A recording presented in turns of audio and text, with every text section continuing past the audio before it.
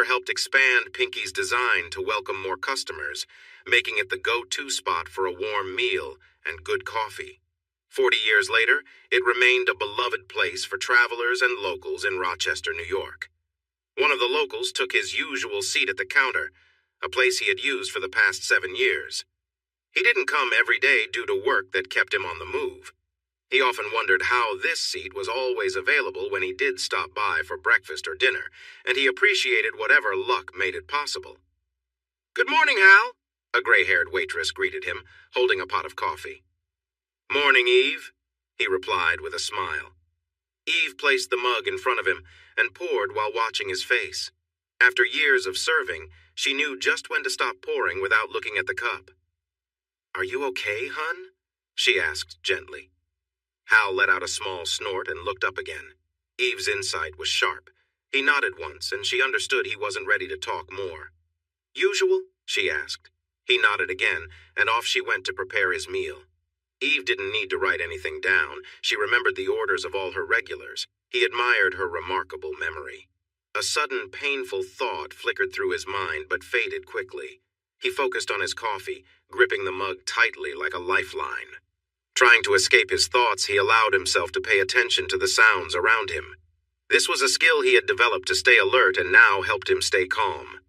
The diner was filled with the sounds of utensils clinking on plates, mugs thumping on tables, and a blend of conversations, some soft whispers and others loud and energetic. Everything felt normal, and he found comfort in that. But then there was a noise, subtle but present. It was quieter than the usual sounds, almost hiding. It had a higher pitch than the clatter of spoons in coffee. It was a faint tapping, like trembling. It came from a mug, the sound of anxiety. That noise didn't have a place here, and he wished he didn't have to hear it. Not today, of all days. He made a mistake by looking toward the sound and saw where it was coming from. He quickly looked away, upset with himself, but it was too late. She was sitting 2 stools to his left, and he quickly took note of her. She was tall, maybe as tall as he was. She had a slim figure with long arms and fingers wrapped around her coffee mug. Her hands were shaking, and he realized the tapping noise was from her multiple silver rings. She had long blonde hair, which looked like a thick braid. Wow, that was a lot of hair. Her big brown eyes had long eyelashes. When she glanced his way, he noticed the pain and fear in them. Her makeup was messy from crying, and there were fading bruises on her skin. She had slightly prominent teeth that braces hadn't fixed. Her lips looked soft, except the top one was healing from a split, probably caused by something hard. Her nose was a bit larger than usual, but it suited her big eyes and smile.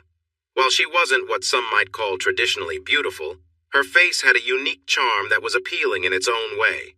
Definitely appealing, except her body language screamed that she was in trouble. She seemed like she would attract trouble, and judging by the bruises, it looked like that had already happened. He wondered if she was trying to escape. It seemed possible. She looked to be in her early 30s, almost 10 years younger than he was, and he thought about whether her current situation was new or something she had faced for a long time. She wore tight light blue jeans with rips and worn black shoes that had seen better days. The pink satin jacket barely covered her waist and was worn open. He noticed it didn't seem to fit properly. He heard a man behind him talking about her. He wasn't the only one noticing what was happening. The difference was he wasn't looking for trouble. Eve came over with his food, and he felt relieved for the distraction. He smiled at her, and she looked at him knowingly. He simply shook his head, thanked her, and began to eat. Eve walked over to the woman. "Are you sure you don't want anything to eat?" "No, thank you, just more coffee, please." His hand paused as her deep voice sent chills down his spine. He hadn't expected that. It sounded rougher than he would have thought, almost surprising given her appearance. Still, there was a note of fear in it that troubled him, so he tried to forget it and finished his breakfast. When he was done, Eve was there to take his plate and pour him more coffee. "Will I see you again tomorrow?" she asked. "No, not for a week or so." "Going for a long drive," Hal said. "Another work trip?" "They really wear you out," she replied, making him smile at how much she cared. "No, this is different. I'm driving west to LA. It's personal," he said, feeling a little awkward. "You can't drive all that way. You'll fly from Buffalo, right?" Eve asked in surprise. No, I'm driving. I need the time to think, Hal said, pushing away thoughts that crowded his mind. Could I get a ride? Just to Erie? I have a sister in Pittsburgh. I can take a bus from there, she said. Her voice was filled with urgency, and though it was soft and gentle, he could see she was trying hard not to cry. She had turned around, and he noticed the way she was leaning forward a bit. Hal sensed she was trying to influence his choice. Today was not the day for him to feel like a hero, not when he was battling his own inner struggles. He wasn't in a good place to protect her. He turned his gaze down and focused on his coffee. No. I can take you to Erie, a voice came from behind Hal. It was a man, probably a long-haul trucker who had been making unkind comments about the woman. Hal knew she shouldn't trust him. He felt the blonde woman's eyes on him as well as Eve's. He kept his hands on his mug and his eyes down as troubling thoughts filled his head. Sure. Thanks, she said. Hal felt her decision hit him like a blow, and anger surged within him. This wasn't his problem. She wasn't his responsibility. He hadn't done anything wrong. Pain shot through him again. I just need to use the restroom, she said. Sure, my truck is parked right behind the restaurant. You can't miss it, the trucker said, walking away, leaving Hal uneasy. Hal took deep breaths, trying to calm himself. He sipped his coffee and pushed away his worries, focusing on the sounds around him to ground himself. Then he picked up another conversation from a distance. Pete, where are you? Good. Meet me at the rest stop just east of Buffalo. I found another girl. Yeah, we'll do the same as last time. The voice faded away as the trucker hurried to get ready. Hal felt alarmed. He knew he should have stopped this. Seeing the fear and trembling in her made it clear this wasn't her first wrong turn. In frustration, his mug shattered in his grip, splattering coffee everywhere. Eve rushed over to clean up the mess, carefully gathering the pieces of the mug while watching him with concern. Sorry about that, he said. Put it on my tab, he sighed. Eve nodded and started to leave. Before he could stop himself, he reached out and touched her arm. You need to stop her from going with him. Eve raised her eyebrows but stayed quiet. He took a deep breath. He called his friend. He took another breath to keep his anger under control. They're planning to harm her at the next rest stop. Eve gasped, lifting her hand to her mouth. Then she met his gaze. Hal, she needs to get to Erie safely. He blinked in confusion. Yes, that's why you need to tell her not to. You need to take her, Eve insisted. Her tone left no room for debate. He opened his mouth to argue, but her look reminded him of a mother dealing with a stubborn child. She was very good at this, but she didn't know what kind of trouble he was facing. She had no idea how dangerous it was. Eve hurried away, and Hal watched as she caught the woman just before she left the building. He noticed the woman had only a small pink backpack. The two leaned in close as Eve spoke softly. Hal saw the woman pull back, then begin to cry. Eve put her arm around her and led her back toward Hal, whose stomach tightened as they approached. When they stood in front of him, he managed to look into the woman's tear-filled eyes. Erie? He asked, and she nodded slightly. Once again, a victim in need. Okay, I'll get you there, he said firmly. Eve smiled at him kindly as she let go of the woman. Her name is Sam. Sam, this is Hal. They exchanged brief nods. He placed some money on the counter and looked at the waitress. When I return from L.A., I want a slice of blueberry pie. She patted his arm with a smile. Sure thing. Stealing a glance at the woman, Sam, he moved toward the door, holding it open for her. She followed closely behind as if worried he would leave without her. Outside, he led her to his rental car. As he traveled across the country, he had treated himself to a slightly nicer vehicle. It was bigger and more comfortable than what he usually chose, and even had GPS to guide him along the way. He opened the door for Sam, feeling a bit foolish for falling back into his old habits. She looked at him in surprise before quickly getting inside. He closed her door and walked around to his side. Glancing back at the diner, he saw Eve watching him with a small smile. Frustration crossed his face as he got into the car. He used his phone to find the address for the Erie bus station and entered it into the GPS. They soon hit the highway, driving west. A heavy silence filled the car, each lost in their own thoughts. After a while, they passed the rest stop where trouble was planned. Hal heard Sam start to cry again, but tried his best to ignore it. They bypassed Buffalo, but on the outskirts, he pulled off the highway, aware of Sam's discomfort. He drove into the parking lot of a McDonald's and turned off the engine. She glanced at him, looking a bit anxious. "You've been fidgeting for the last 15 miles. If you need a break, just let me know. Please go to the washroom inside." She nodded in relief, but shot him another worried look. "Your stomach has been making noises since we left the diner. I'll go get you something to eat. What do you want?" She wanted to argue, but her stomach growled loudly. She smiled shyly. "An Egg McMuffin?" He nodded and opened his door. Sam hurried out too. He locked the car and then held the door open for her. She smiled at his kindness and hurried inside. He ordered 3 breakfast sandwiches for her and picked up a few bottles of water for the car. Hal noticed a teenage girl rushing to the door with a backpack that looked familiar. The strap had a similar tear to Sam's bag. This was something he felt ready to handle. He took 2 steps forward and grabbed the bag, pulling it from her hands. "Hey, give that back!" she shouted, clearly upset. He stood quietly, looking at her. "I said, give me my bag, jerk!" Her voice rose, trying to scare him. "What's happening here?" A deep voice came from behind Hal. "This guy is stealing my bag!" the young girl yelled, frustrated that her shouting wasn't working. The manager stepped between Hal and the girl. "Is that true?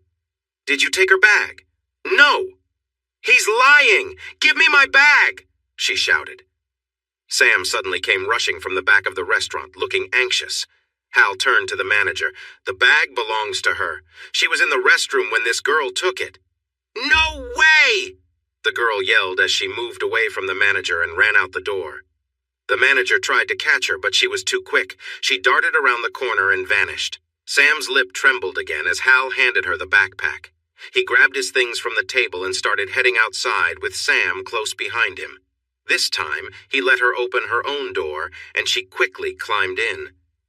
"Did you do what you needed to?" he asked, and she nodded. "How did she get the bag?" "It was hanging on the hook inside the stall. I sat down and started. Then she reached over and grabbed it. She also messed with the lock. It was hard for me to get out." She looked up at him with big, sad eyes. "Thank you for getting it back." He nodded. "Lesson learned.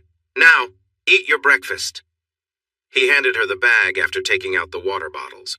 He noticed there were no napkins in the bag. "You can find napkins in the glove box." "Please try not to drop any food," she said quietly. Hal got them back on the interstate, and they joined the busy traffic on 90, heading west alongside Lake Erie. Sam took the chance to eat quickly. She slowed down with her third bite, leaning back against the seat, looking a bit more at ease.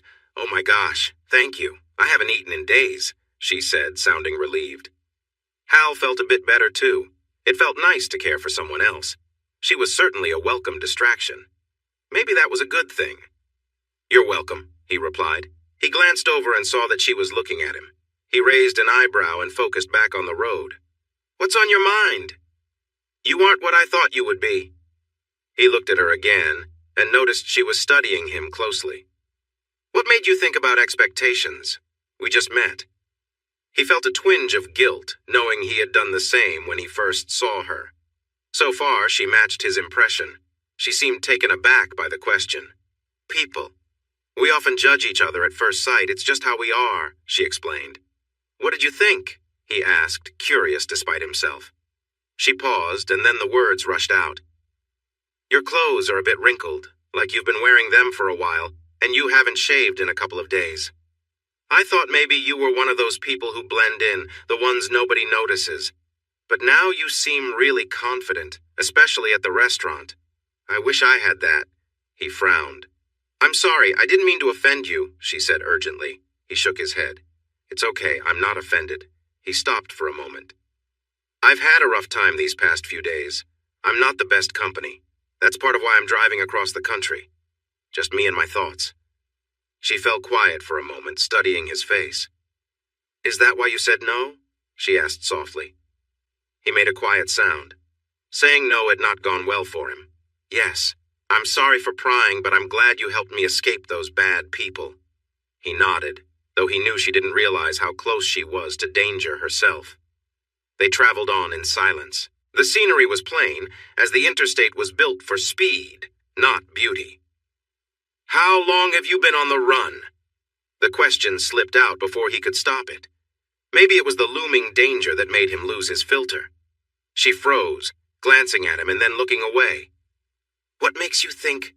Bruises on your face, your lip, the marks on your wrist, not eating for days, your actions in the diner, he noticed, then stopped as he saw her getting upset. It's okay. I'm not judging you, He was observant, and he often found it hard to hold back his thoughts. Sorry, he added softly. They traveled in silence for a bit until she spoke quietly. 2 days. Frank hurt me. Again. I couldn't stay, so I left when he went out to the club. Club? Hal asked gently. The Kitty Club. It's a place he manages. I used to work there. Is Frank looking for you? Her scared eyes turned to him. Probably, yes. Does he think he owns you, or do you owe him something? Hal asked calmly, but inside he felt a sense of danger rising. Both. She sniffed, but seemed to regain her composure. He said I was too old for the stage and not attractive enough to work in the bar. He told me I needed to change my appearance. She pointed at her enhancements. He paid for them. Did he say how much they cost? Hal was starting to understand how Frank thought. It looked like she was still under his control. He wouldn't tell me, she said, her voice shaking. I see. Does Frank know where your sister lives? Hal asked. He worried Sam might be bringing this troublemaker closer to her sister. Sam shook her head. I haven't talked to Delilah in 15 years. I know she got married, moved to Pittsburgh, and has 2 kids. My younger brother Jimmy gave me her info a few years ago when he was looking for me. Jimmy passed away in a motorcycle accident that summer. Hal wondered if Frank was involved in that, but kept his thoughts to himself. He needed to stay removed from this. He was just a way for Sam to get to Erie. Once there, they would part, and she would take a bus to her sister. He stopped himself from thinking about her life beyond that. While he had seen her make some choices and had heard about others from her past, this was her life, and he had his own problems to figure out. Why are you going to L.A.? Her question surprised him. He felt tense and focused on his breathing until he relaxed. When he could move again, he noticed her watching him anxiously. He didn't want to add to her worries. Sorry. You don't have to tell me, she said quickly. No, it's personal. Another long stretch of silence passed. Hal felt like he had let her down. Are you going to be okay?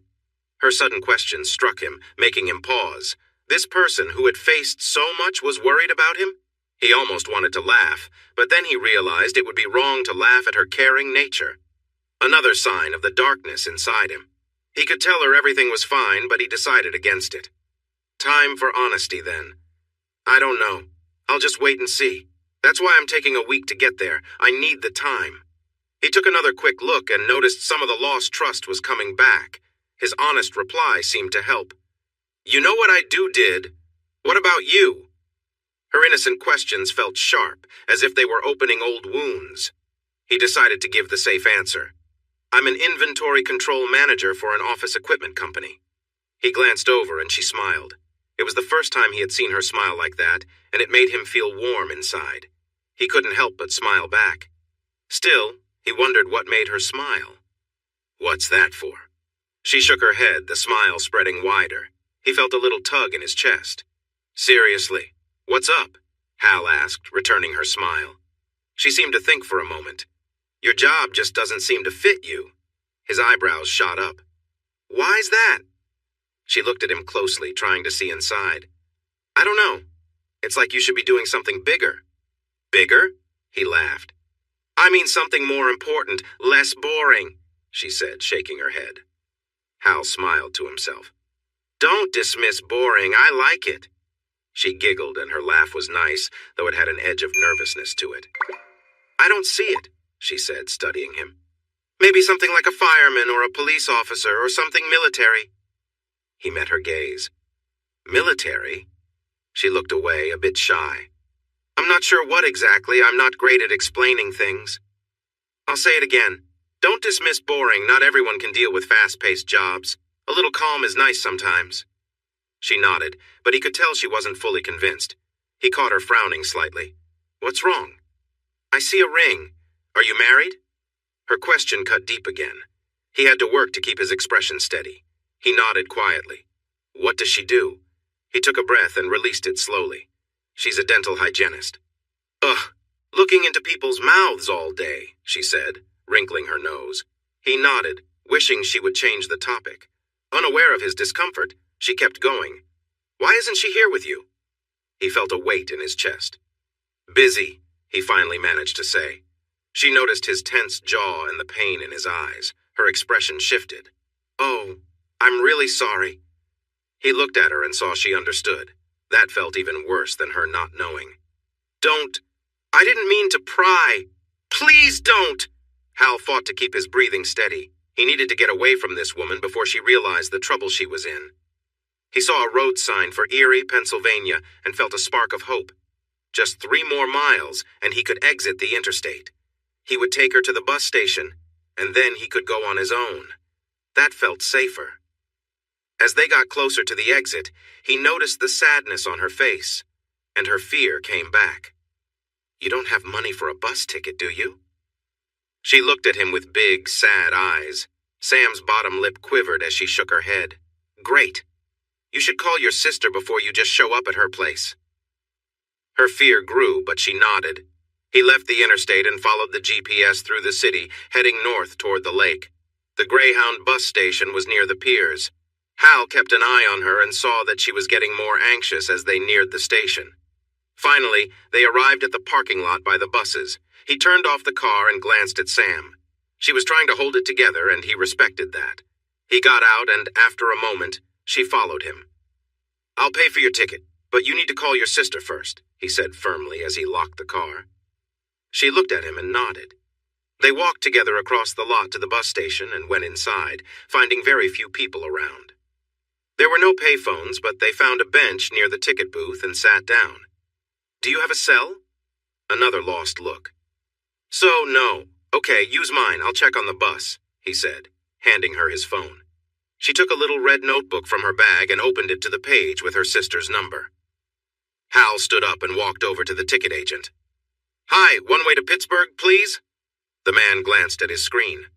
The bus to Pittsburgh will arrive in 30 minutes. It costs $36. Hal returned to Sam, who was on the phone. Hello? Delilah? It's me, Sam, Samantha, your sister. There was a long silence. Please don't say that. Another pause. I wanted to come see you. Today. Sam started to sniffle. Please don't be like that, Deli. I'm really not. Oh, no, please. Oh. Sam looked at the phone, then slowly curled up on the bench as tears began to flow. She cried deeply as Hal watched, feeling a sense of sadness wash over him. He realized there wouldn't be a happy reunion with her sister, a result of choices made long ago. He walked back to Sam, sat down next to her, gently took his phone back, and rubbed her back to help her feel calm. A memory flashed into his mind. Lisa, crying into her pillow. He sat on the edge of their bed, comforting her. He couldn't remember why he was crying, but he felt a wave of guilt that made him think it was his fault. He wasn't sure if he should believe that feeling. Now, he wondered if those tears had anything to do with what had happened. His mind was racing, thinking about every small gesture and word, searching for the truth in everything.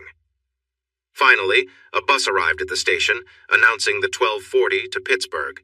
They both remained still on the bench. As the bus drove away, Hal heard a soft sigh from the woman whose head had rested on his leg while he remembered the past.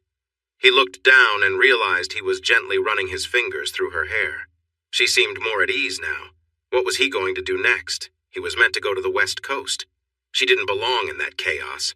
He didn't want her to get caught up in it. At the same time, he couldn't just send her away. It felt like she had faced enough hardships recently. He might be troubled, but he didn't want to be unkind. He had to keep moving west. He couldn't decide for her, but he was running out of options. He glanced down at her and noticed her eyes were closed. What? What are you going to do now? He managed to ask, his throat tight.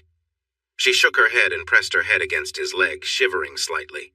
He turned his face away and looked out the window to avoid seeing her face. He could just leave. He'd kept his promise to Eve. Safe. There was a trailer with a sign that read Queen's Pork Sausages attached to an old red truck. He had seen the potential threat's truck before, and now he recognized it across the street. That made it clear he couldn't leave Sam behind. They were likely watching them. "Sam, we need to go, right now." She looked at him confused, then froze at the serious look in his eyes. "Come on." He helped her stand up, handed her backpack to her, and urged her to move. "What's happening? Where are we going?" Her voice was filled with real fear. "The person from Pinky's followed us. We need to get to my car." Hal was on high alert, noticing movement in the parking lot. Left and right, it seemed they were getting closer. So he brought his friend along. The tension inside him grew. They parked in the second row of cars and needed to get past the first row. Their pursuers would likely try to catch them as they stepped out from between the vehicles. He carefully changed their path so they could pass between a parked delivery truck and a Jeep. As they reached the back of the Jeep, he gently nudged Sam into the narrow space. "Keep going," he whispered. She took a few steps and looked back. He was gone. She moved forward a bit more, but then something grabbed her wrist tightly, pulling her hard. She stumbled in fear. She yelled as she fell against the side of the Jeep. Frightened, she held onto the heavy metal railing to stop her attackers from getting to her. Behind her, she heard a quick series of loud sounds and strange noises. Something fell to the ground, followed by heavy thuds. She kept her eyes shut tight as sparks flew around. Then a calm voice spoke near her ear. "Sam, it's okay. We need to go now. Come on." Gentle hands helped her up and gather her things. She looked down in fear at the two men lying on the ground. "Let's hurry." Sam held onto Hal's arm as he led her to the passenger side door. When the door closed behind her, she felt a wave of safety wash over her. She turned around in her seat to see the two men still face down. As Hal got into the driver's seat, she stared at him wide-eyed. He was talking to someone on his phone. "Thanks." He hung up and tossed a stun gun into the space between the seats. He caught her glance. "I took this from the truck driver. It was meant to help them." He quickly started the car and drove out of the lot slowly. He tapped on the GPS a few times, and then they were on their way. He didn't say anything until they were back on the freeway. He turned to Sam and saw her watching him. "Are you okay?" he asked. "Yes, but what did you do?" He looked away, his face tense. "I know how to defend myself." He then asked, "So, going to your sister's is off the table?" She looked like she might cry again, but she nodded. "Do you have a backup plan?" he asked. She shook her head. "No other family, cousins, or an aunt?" Her expression faded and her lip quivered, making him feel uneasy. "Where are we going?" she asked softly. "I'm headed to LA, that's all I know. Do you have a place to go?" She shook her head. Her sad eyes locked onto his, filled with pain. He thought to himself how he didn't want her to come along to LA. It wouldn't be safe for her, and he needed time to figure things out on his own. She began to cry again. "Why are you crying now?" he asked, feeling a mix of frustration and concern. "I'm scared. I don't want to depend on you, but I have no home, no money, no family. My ex-boyfriend wants to hurt me, and those men tried to take me again." She was shaking. "I'm terrified, but I feel safe with you. But you don't want me here." Her tears turned into sobs, and Hal felt overwhelmed. He had kept his anger in check earlier, but her crying was making those feelings rise again. He needed to stop this. "You can stay with me until we figure something out," he said firmly. "Please don't cry." Her tears slowed as she looked at him with hope. He didn't want to see that, so he focused on the road ahead. The crying stopped, and they continued driving through the countryside. "Where are we headed tonight?" she asked softly. He nodded. "I got a room in a motel in Columbus, Ohio. I'll get another room when we arrive." Hal glanced over and noticed the worry on her face. "What's the matter?" "I don't want to be a bother." He sighed. "What do you mean?" "I only brought what I was wearing." She looked at him with wide eyes. "I'm not ready for a week-long trip." Hal looked at her again and took a deep breath to calm himself. Finally, he nodded. "All right, we can stop and get some things for you." Seeing her worried expression, he added, "I have a travel budget." Her eyes shone with unshed tears, but she held them back. "Thank you." He nodded back, and they resumed their quiet drive. It would take nearly 4 hours to reach Columbus, so they settled into the comfortable seats. After some time, Hal felt her gaze on him again. He glanced over carefully, but she just looked very curious. "What?" he asked, unsure if he wanted to know. I didn't see it, but your fight with those two, it didn't sound like any fight I've ever heard. It was so quiet. He raised an eyebrow in surprise. You've heard a lot of fights? She nodded seriously. Frank and his friends, the bouncers, they often get into fights. Sometimes people drink too much and cross lines. They take them outside and we can hear it in the dressing room. I think they do it to scare the girls. She looked down at her chipped nails, pain showing in her eyes. Sometimes they do it just for fun. Take someone outside and rough them up. Sometimes it's one of us. Me. She shook herself, then met his gaze again.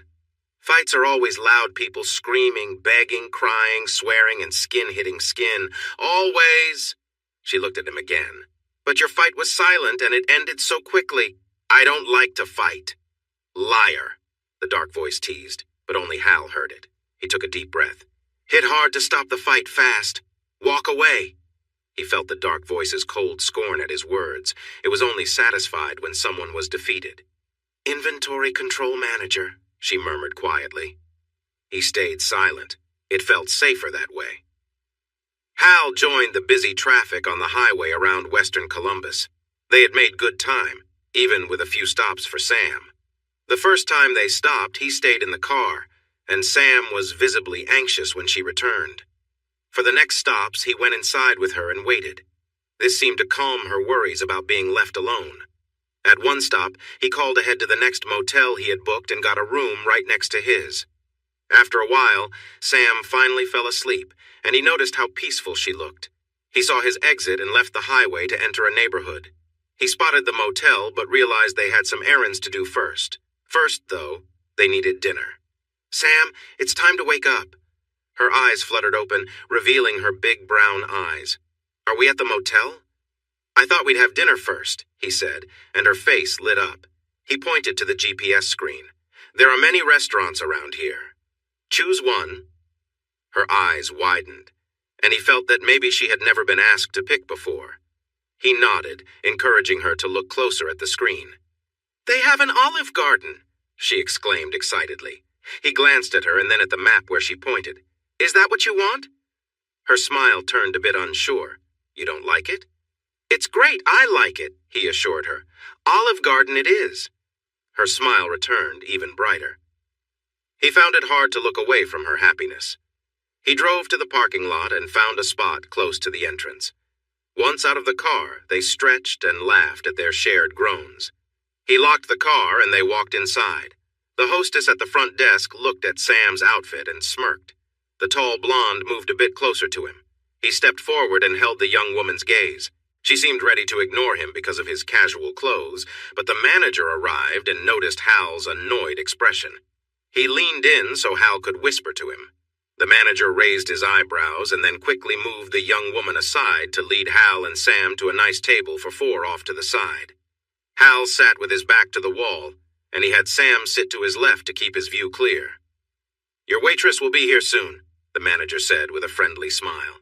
When they were alone, Sam leaned in closer. What did you tell him? She asked quietly. He shrugged. The hostess was going to make it difficult for us to get a table, so I said I was a federal marshal and you were in witness protection and we didn't need any delays. She started to giggle, then looked at him with wide eyes. It's true! You could be a marshal! But then she suddenly froze. Are you a marshal? She whispered in surprise. He grinned and shook his head. They looked at the menu and placed their orders as the busy waitress came over. When the food arrived, Hal thought it was okay, but he found more joy in watching Sam enjoy her meal. When she finally settled back and rested her hands on her small belly, she looked relaxed. Feeling full? He asked, and she nodded with a sleepy smile. Don't fall asleep. We need to do some shopping, he urged. She pouted but then noticed two men coming toward them. A look of fear crossed her face, and she squeezed Hal's hand, making him look to see what worried her. Wow! I can't believe it's you! Rapunzel, what a surprise to see you here! A heavy man shouted as he got closer. The thin man beside him kept his gaze on Hal. The loud one looked around. Where's Frank? Hal glanced at Sam, but she was frozen, so he answered for her. She's not with Frank anymore. The man's sharp eyes shifted to Hal. That can't be right. Mr. Capello doesn't let anyone go, especially not Goldilocks here. Who are you? I'm her friend, and you? The heavy man grunted. I run the Kitty Club just south of 70. I've known Rapunzel since her stage days when she used to perform. I don't think she wants to remember those times, Hal said firmly, cutting off the man whose smile faded. The man sized up Hal, and his smirk returned. You don't seem very friendly. Hal suppressed a laugh. The man had no clue. You could say that. Enjoy your evening. The heavy man nodded to himself and then to his partner before fixing his gaze on Sam. See you later, Goldilocks. Once they were alone, the waitress rushed over and Hal paid the bill. He noticed Sam was trembling after their encounter. He needed to distract her or risk her getting upset again. Come on, let's go shopping. She stood and he wrapped his arm around her back for support. She looked at him in surprise but held on to his hand until they reached the door. He guided her to his car, then drove to the supercenter and parked. We can find the essentials here, everything you need, he said as he got out. She nodded and hurried to keep up with him, linking her arm with his. She glanced back one more time. Once inside, Hal took a shopping cart and led her to the women's clothing section, steering her past a rack of discount-to-shirts where she paused. Please see this as a chance to refresh your wardrobe. You don't have to stick to the shirts. Don't worry about the prices. If it looks nice and fits, we'll buy it, he said. She looked up at him with wide eyes. We need enough outfits for a week. She started to pick things out cautiously. Each time she found a blouse she liked, she would turn to Hal for approval. He would nod. He only shook his head once, deciding a particular choice didn't suit her. She took the clothes to the fitting room while he stood by their cart, watching over their things. When she came back with just 3 blouses, he raised an eyebrow. The others didn't fit, she said, noticing a frown from a nearby sales clerk. Let's find some more, he replied. Sam grinned as the 3 blouses went into the cart. While she was looking, he found a few items for himself in the men's section across the aisle. He picked out a pack of blackish shirts, a pack of comfortable underwear, and a pair of gray running pants. All of it went into the cart. For the next hour, Sam tried on clothes until they had enough outfits for at least 8 days. Along with the blouses, she found 3 dresses that she seemed especially excited about. He made her choose jeans that were more whole, but she insisted on getting 3 pairs of yoga pants, which were a bit more fitting. As she modeled many of the outfits for him, he realized how great she looked. His first impression of her didn't show how long and fit her legs were or how nice her figure was overall. He noticed these things and found himself thinking about someone else, which put him in a slight bad mood. To lift his spirits, he led her to the undergarment section. He looked her in the eyes. Just get things that fit and feel good. The bras I need can be really expensive, she started, but stopped when he frowned. He held up a hand and rubbed his face. I'm sorry. I didn't mean to act like that. I just have a lot on my mind. Don't worry about the cost. If it fits well, it's worth it. Surprised, she smiled and walked off happily to look. He wondered where those words had come from. He wasn't usually charming like that.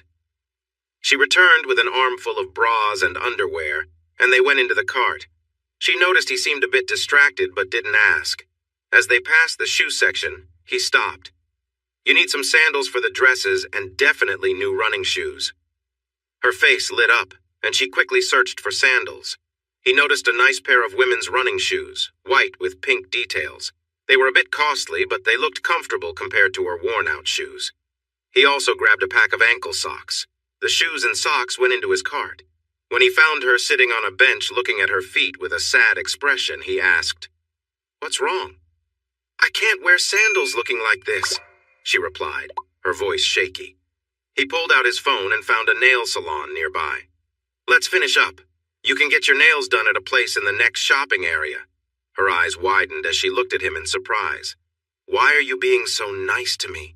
Hal thought for a moment. Helping Sam was making him feel good too. You don't know exactly. It's good for me too. She put on her worn-out shoes and stood up. She grabbed 2 pairs of sandals and smiled at him. Thank you. He nodded and they continued walking. They stopped in front of the luggage aisle and she looked at him with confusion. Did you think I would make you carry your clothes in plastic bags? You need a suitcase, choose one. A medium-sized hard shell is good. Looking around, her eyes landed on a bright pink suitcase nearby. She walked over and touched it gently. Looking back at him, she said, I've never had a suitcase before. I've never gone anywhere far enough to need one. This is the farthest I've been from home. Hal left the cart and took the suitcase to check it out. It passed his inspection, so he put it back in the cart underneath. He picked up a pink makeup kit for the cosmetics they would get next. "What's that?" Sam asked as he added the small bag to the cart. "Makeup kit. We will go there next." He pushed the cart forward and she hurried to keep up. He made sure to get her moisturizer, deodorant, the cosmetics she liked, some brushes and combs, a toothbrush, and toothpaste. He also bought her big bottles of shampoo and conditioner for her long hair. By the time they checked out, the cart was quite full. Sam worried about the cost until Hal had enough of her fretting. Not wanting to snap at her, he simply gave her a hug. They were both surprised by it. He found it amusing that she was actually a little taller than his 5'9". When he pulled back, she smiled shyly. They took their things to the car and he opened the trunk. She noticed he already had 2 black suitcases inside. He added her pink suitcase, opened it, and quickly packed their purchases inside. There was only a little room left when he finished.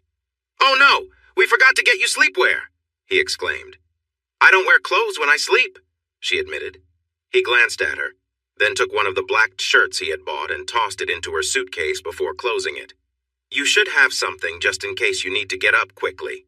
She nodded in agreement. They drove to the nail salon, and he followed her inside. He found a place to sit and wait while a friendly woman guided her to the pedicure area.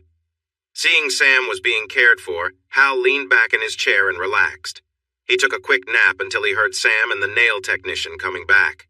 When he opened his eyes, he saw a big smile on Sam's face. She was wearing flip-flop sandals to let the nail polish on her toes dry, and he noticed her favorite bright pink color. She had her old sneakers with her, so he took them and tossed them in a nearby trash can. Sam held out her hand, and he admired the polish on her nails. It started as a soft pink and faded into white at the tips. They were her real nails, only a little longer than her fingertips. He told her they looked great, and she beamed with happiness.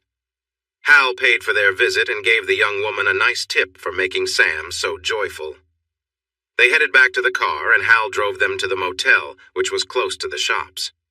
Once inside, Hal got the key cards for their rooms, which were next to each other on the ground floor. He parked in front of one of the rooms. "This is mine, and you get the other one," he said. She looked at him and replied softly, "We don't have to be in separate rooms."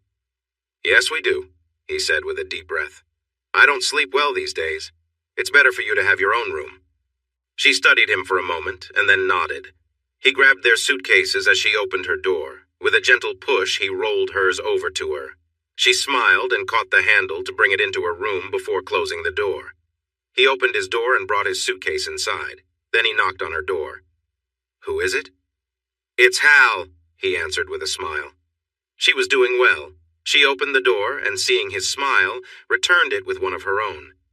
"If you need anything tonight, just tap on the wall between our rooms 3 times. I don't sleep very deeply. I want us to leave by 9 a.m. tomorrow, so let's try to be out of the motel by 7:45 a.m. for breakfast. After that, we can come back, brush our teeth, load the car, and head out. Does that sound good?" She nodded, and he continued. "If you're up for it, you can watch a movie." But she shook her head. "Thank you. I'm going to take a long, hot shower and wash my hair." "That will be enough for tonight," she replied. He smiled, noticing her long braid. "All right, lock up and I'll see you in the morning." She smiled and closed the door. He heard her secure the lock, and feeling satisfied, he went into his room and locked up behind him. He changed out of his wrinkled clothes and frowned, realizing that in his hurry to leave home, he had only packed a few shirts and pants. All he had were the shirts, undergarments, and running pants he just bought. His suitcase had his boots and socks, so he planned to wear those instead of loafers tomorrow. He set aside fresh clothes for the morning, then neatly packed away the ones he'd worn that day.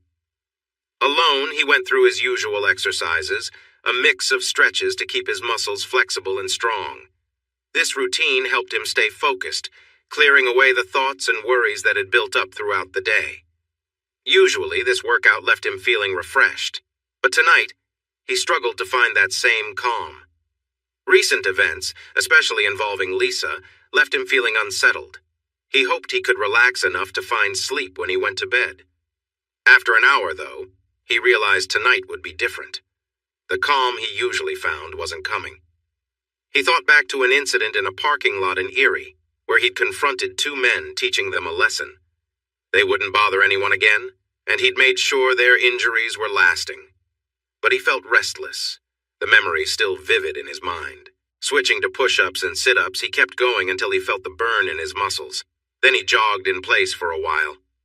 Afterward, he went to shower, letting the hot water soothe his tired body. For a moment, his mind wandered. He thought of Sam, imagining how much effort it must take for her to wash her long hair. He quickly pushed the image away, and instead, memories of Lisa surfaced. Lisa had always been bold and unpredictable, pushing limits and bringing chaos. He remembered times with her, times that left him both thrilled and uneasy. As he finished his shower, he reminded himself that those memories were in the past. The present was what mattered, and he knew he had to keep his focus there. She was gasping and struggling, her breaths short and shaky. Hal was jolted back to himself, realizing she was barely holding on. He quickly loosened his grip, allowing her to catch her breath. Gently, he helped her sit on the bench in the shower. "You always hesitate," she muttered, disappointment in her eyes. The memory left Hal feeling unsettled, so he pushed it away, focusing instead on the simple act of washing up, even if the mental weight remained. The sound of a keycard beep jolted Hal to alertness. His instincts took over, and he silently slipped off the bed, knife in hand, blending into the shadows in his dark clothes. He positioned himself against the wall near the door, ready for what was coming. The door burst open, and Hal felt time slow. The man who entered first stumbled, caught off guard by a carefully placed bedspread on the floor, and fell forward, his weapon discharging accidentally. Hal didn't waste a moment as the man lay still. As another intruder stepped through, Hal struck quickly, knocking him back and pushing him out the door. He then moved swiftly to Sam's room, where another man stood, startled. The man raised his weapon, but Hal was faster, closing the distance with a determined drive. After a quick struggle, Hal disarmed him and managed to neutralize him, staying focused and efficient as he moved forward. In the silence that followed, Hal crouched down, listening carefully. He heard the faint sound of a car speeding away, but no other threats remained. He could hear scared sounds coming from the bed. "Sam!" Hal called out, pushing the fear away. He left the knife on the floor and moved carefully to the bed. "Hal?" she said softly from under the sheets. "Yeah, it's me. Stay there for a moment. I'm just going to look around." "You're safe here." He went to the door and listened. Nothing. He stepped outside to check on the man he had knocked out. Lifting his shirt, he saw the microphone, wires, and tape he had noticed earlier. The man had meant to hurt him, but Hal still had the upper hand. The man was down and might have a mild injury. Hal went back to his room and grabbed his phone. He called his contact. "Report. I need help. Clean up. There was an attempt to hurt someone and a kidnapping. 3 people are down, 1 caught wearing a wire." "Got it. Give me the address and wait there." Hal shared the details and hung up. He returned to Sam's room and heard her crying softly. "Sam, it's okay. It's over." He sat on the edge of the bed. She pulled the sheets up to her chin and looked around for him. She gasped when she saw the 2 men on the floor. "These were the guys we met at Olive Garden, plus some others," he said. Did you hurt them?" she asked quietly. "They weren't here for a friendly visit. The thin guy rushed into my room with a weapon. He ended up injuring himself when he stumbled. Silly mistake." He pointed to the others. "These 2 were here for you. Someone got away." He noticed Sam still hiding behind the blanket. Suddenly, red and blue lights filled the doorway as the local police arrived. "Are you wearing the shirt I gave you?" he asked. She shook her head. He sighed and took off his shirt to give to her. "Put this on. The police are here and they might not be friendly, but don't worry. I made a call." He glanced at the door as she struggled to put the shirt on. "Police! Come out with your hands up!" He sighed. "Here we go?" Sam stared in shock at Hal's back. His skin was marked with past pain. She watched him stand and walk through the door lit up by the flashing lights. Now it was her turn. She felt thankful for his long shirt covering her. She tried to copy his calm movements, but she was too scared. She stepped into the lights. Hal caught up on sleep in the police holding area. There wasn't much else he could do. "Demon?" He opened his eyes and looked towards the entrance of the cell.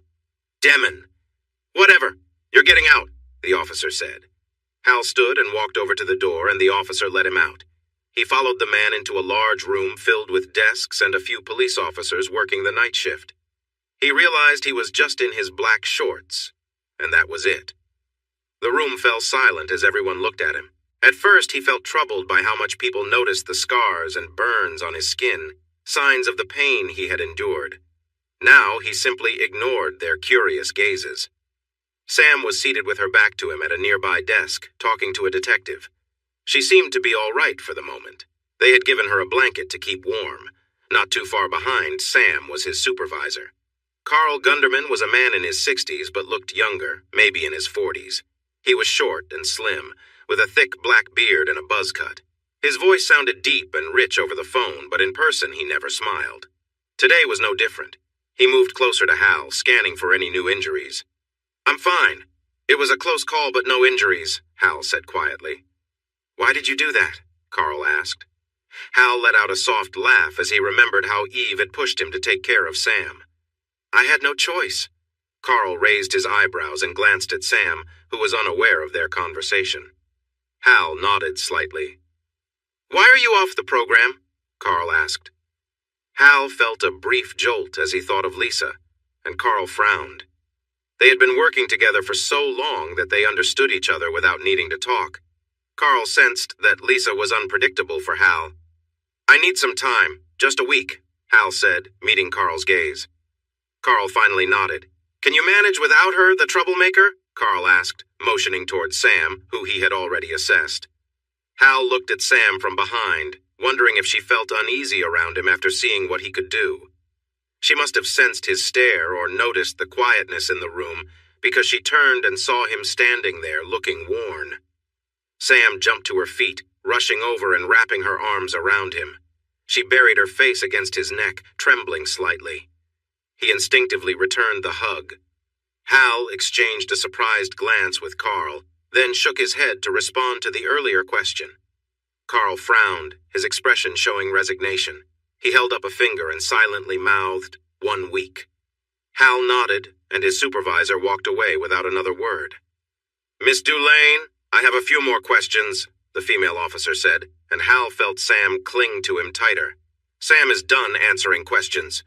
The officer was clearly displeased and raised her voice. "This is an active investigation." "Stand down, Officer Haynes," came a command. The officer turned to see her supervisor frowning at her. "Sir?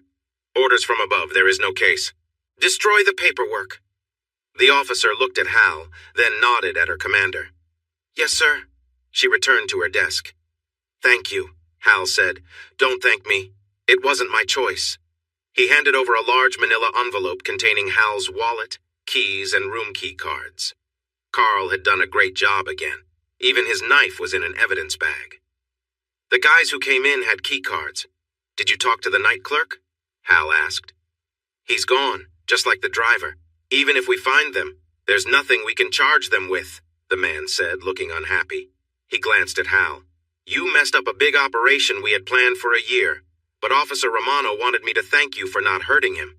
He frowned again. Hal just nodded. "We need to go back to the motel to get our things.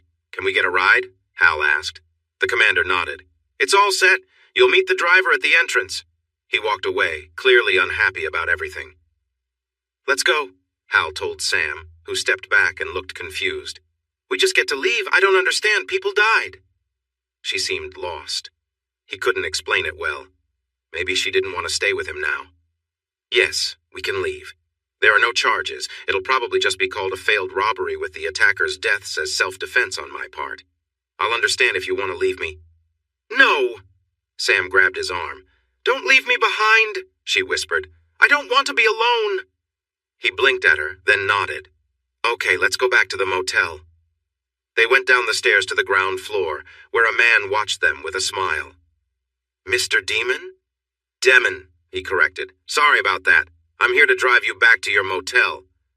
The man seemed a little distracted by Sam. "Let's go," Hal said, trying to get the man focused. They followed him to a minivan and sat in the middle bench seat as the driver got into place. The drive back didn't take long. Sam held Hal's arm tightly, still shaking. When the driver dropped them off at their rooms, the sun was just starting to come up. Police tape was still around the area by their doors, and 2 police cars were parked outside. Hal approached the nearest police car, and the officer inside frowned at him. "We're going inside to get our bags. Then we're leaving. Are you staying until we go?" he asked. The officer pointed to the other car. "He's guarding the site. I'm here to make sure you leave," the officer answered sharply. Hal nodded and walked over to the police tape. He carefully moved it aside and opened the doors to their rooms. Both doors were broken. He noticed a bullet hole in Sam's window, but was relieved to see the bullet had stopped near the ceiling. It could have easily gone to one of the rooms in the building across the parking lot. "Get dressed, grab your suitcase, and pack your things. Then meet me by the car. We're leaving early today, and we'll have breakfast in Springfield," he said. She nodded and walked to the open door. "I can't," she said, her voice trembling as she looked inside. Hal sighed and took her inside. He asked her to pick out some clothes and get ready. He packed the rest of her clothes into the suitcase. He carefully stepped over a big stain on the carpet and gathered her items from the bathroom into her makeup kit. He brought that back out and added it to the suitcase. He opened a plastic bag for her dirty clothes and included that before closing the suitcase. He looked at Sam and noticed how she had changed. She wore his black t-shirt under a soft, light gray sweater with a deep V neckline. She also had on dark gray yoga pants and new sneakers with ankle socks, waiting for him to say something. "Wow, you look really nice," he said. Her smile brightened up her face but turned shy after that. He nodded for her to take her suitcase as he left the room, with her following closely. He stepped into his unit and sighed. They had not cleaned the mess on the carpet and walls. He looked at her. "You should wait here. The room is not very nice." She nodded, and he went back inside. He carefully stepped around the mess to get to his bathroom, took a quick shower, dried off, shaved, and used deodorant before packing his things. Finally, he cleaned his knife, promising himself to do a more thorough job that night. He returned to the hall, stepping around the mess. He heard a sound and looked up to see Sam looking towards the door. He realized he was still in his underwear. Quickly, he put on some briefs, running pants, and his last black shirt. He unlocked the larger suitcase and pulled out socks and his boots. He sealed up the luggage, locked it, and carried it to the door. "Let's go," he said, and they stepped outside. Hal loaded their suitcases into the trunk and held her door open as she got in. She sat down and tucked her legs inside while he closed the door and walked around to his side. When he started the car, a police cruiser behind him backed up to clear the way. Hal pulled out of the spot and drove through the neighborhood to the interstate. The police car followed them to the next exit where it turned off. Hal glanced at Sam, who leaned back in her seat with her head turned towards him. "Tough night, huh?" he said kindly. She gave him a weak smile. "Actually, I had a nice shower and my hair feels cleaner than it's been in months. The bed was soft and I was sleeping well until those men came into my room. I was really scared." Her smile turned into a frown. "I thought they had harmed you and were going to take me back." He nodded, understanding the fear she felt. "But that's not what happened," he said softly. "No. I hid under the blanket and jumped every time there was a loud noise. I was so scared." She looked at him with wide eyes. "Then it was over, and you were calmly talking to me like nothing had happened. You seemed fine, and they were gone." He shook his head. This was important to him. One man lived. She just stared at him as they drove through the countryside. She didn't know this man well, yet he had protected her from danger.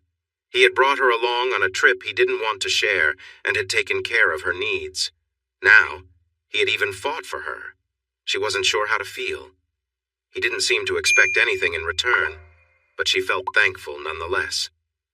"Thank you for saving me," she said, tears welling in her eyes, but she held them back because he didn't need to see them. He glanced at her and nodded. The miles to Springfield passed quickly, and he pulled off the highway for breakfast. They enjoyed their meal in quiet companionship before getting back on the road. "Where will we stay tonight?" she asked. "A little place called St. Charles, Missouri, which is just west of St. Louis. I booked a hotel room with 2 queen beds since that was all they had. I could find a different place with more rooms, but—" "No, I mean that's not needed. After last night, I'd feel safer if we shared a room," she said hopefully. He thought for a moment. Would she be safer with him? He had faced threatening men last night, so he felt a strange calm this morning. As long as he didn't think about what lay ahead and the hard choice he would have to make. He looked at Sam, who appeared to be waiting anxiously for his response. Okay, we can try that. I should warn you, though. I don't sleep soundly and can react strongly to unexpected things, as you saw last night. Please let me know if you need to get up before you move around. She nodded, understanding his concerns. Waking me by talking to me is okay, but please don't come near the bed until I'm awake and can respond normally, he explained. Is that a condition? She asked, and her question hit him hard. How could he explain? He couldn't. He wasn't sure if he even had the right to. But still, he could offer her something. Yes, I see someone about it, was safe enough to share. She nodded and looked out her window. He let out a breath he didn't know he was holding. He didn't want to lie to her. The endless flat land soon lulled Sam to sleep. Hal realized she hadn't rested much at the station. Now he had time to think, but all he could think about was how nice Sam looked in her new outfit. He felt a tug in his heart, one he hadn't felt in a long time. He brushed that feeling aside, as it reminded him of how he acted when he first met Lisa in high school. On his first day, Hal quickly learned that Lisa enjoyed causing trouble and had a way of getting attention from the boys. Everyone, including many teachers, was often distracted by her charm, and she thrived on it. Her ability to weave in and out of the hearts of many made her both liked and disliked at school. By the time he got to Lisa's school, Hal had already gone through a tough life in foster care and trouble with the law. He felt lost and on a downward path. Lisa noticed his struggles and pulled him into her whirlwind of chaos. They began their rebellion in a very public way. Their actions became more daring as time went on. Lisa would pretend to be with a popular athlete, and Hal would fiercely confront him, thinking he was protecting her. He didn't see that he was playing right into her hands. As she encouraged him, the conflicts kept escalating. By the end of their first month together, they were on the run, having taken a school bus, leaving their driver hurt at the school. During their trial, a judge with military ties gave Hal a choice: spend years locked away or join a special program to help him manage his energy. He chose the program, hoping for a better future. Lisa, meanwhile, received different help. She learned how to navigate the system and came out with her diploma and a scholarship for dental hygiene training. 10 years later, Hal was one of the program's shining successes. He was ready for the next step. He returned to regular life with a management job in a small company in northern New York. Even though he still had duties and was sent on various missions, he always returned home, healed and ready to contribute to society once more. His success in the program continued. Soon he no longer returned from missions hurt. Those lessons were behind him. Then came the day he noticed her. Lisa was having lunch at an outdoor cafe, and a young man at the next table was trying hard to get her attention. She seemed to enjoy playing with him, and Hal felt drawn to her as well. He walked right up to her table and sat down across from her. The young man tried to object, but Hal firmly held his finger and calmly asked if he could manage without it. Hal and Lisa spent the rest of the day lost in each other's presence. He suddenly came back to reality, remembering Lisa and the effect she always had on him. He realized now their relationship wasn't healthy. His supervisor had mentioned this several times. Hal's good performance in his missions allowed him to stay with her. He knew that any slip in his work would lead to serious consequences. As he focused on the road again, he saw signs for Terre Haute.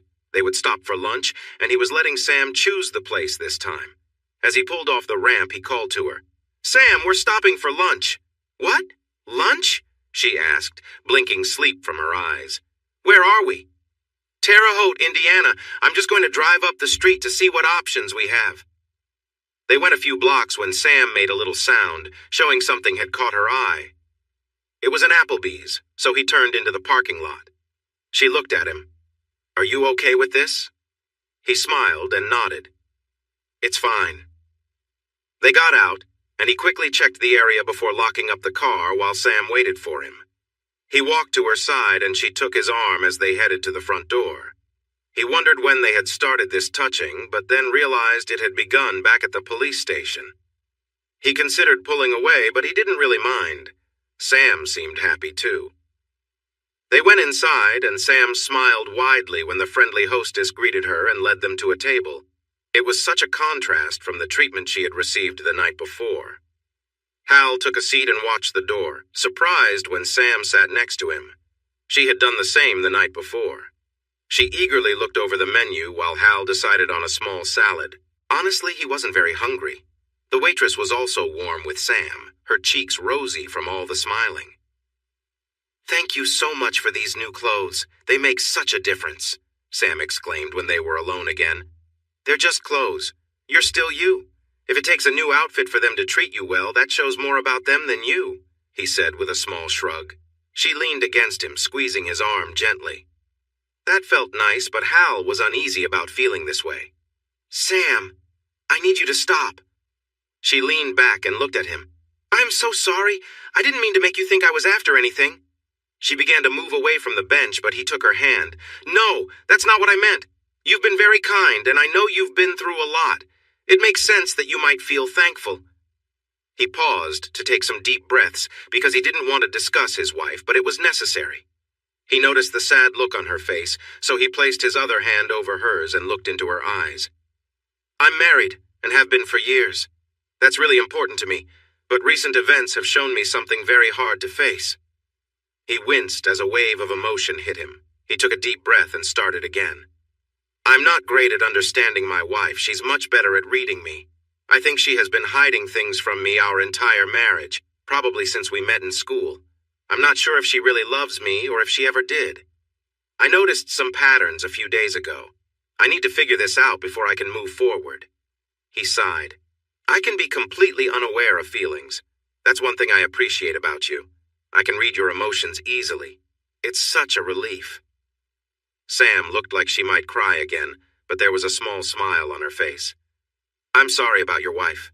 I have to say, I've heard many men say their wives don't understand them, that their marriage was a mistake, and that they were looking for something more. This is the first time I've heard the opposite. It's refreshing," she said softly. He raised an eyebrow in surprise, and she smiled shyly. "I like you too, but I won't rush you into anything until you're ready." She tilted her head down and peeked at him from under her bangs. "Is it okay if I keep holding your arm and hand?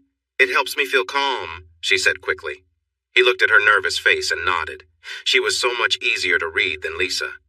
The waitress arrived and took their orders. When she left, Sam looked at Hal in surprise. "Only a salad?" he chuckled.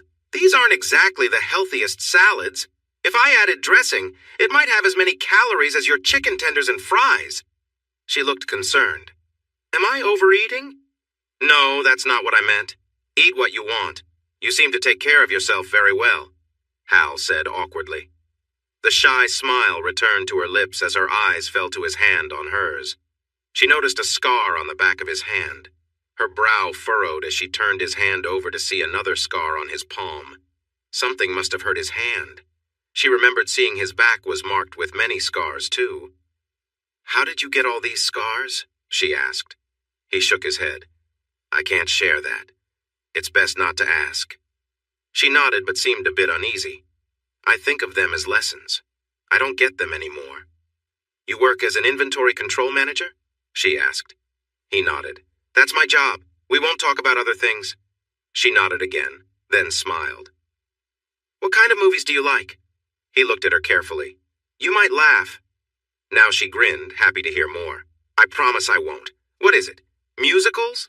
He gave her a puzzled look. "Musicals? No." He glanced around. They were still alone. "I like animation. Anything animated?" Sam was surprised. This was not what she expected. "What was the last one you saw?" He smiled at the memory. "Spider-Man Into the Spider-Verse. It's a truly wonderful film." "So you like superhero movies?" she guessed. "No, not really. Before that one, I watched My Neighbor Totoro." He noticed her confused look and added, "It's a Japanese animated film about a family moving to the countryside and meeting friendly spirits. It's a sweet story." She smiled at him. "You are full of surprises." He looked at her with caution. "That's good?" "Very good," she insisted.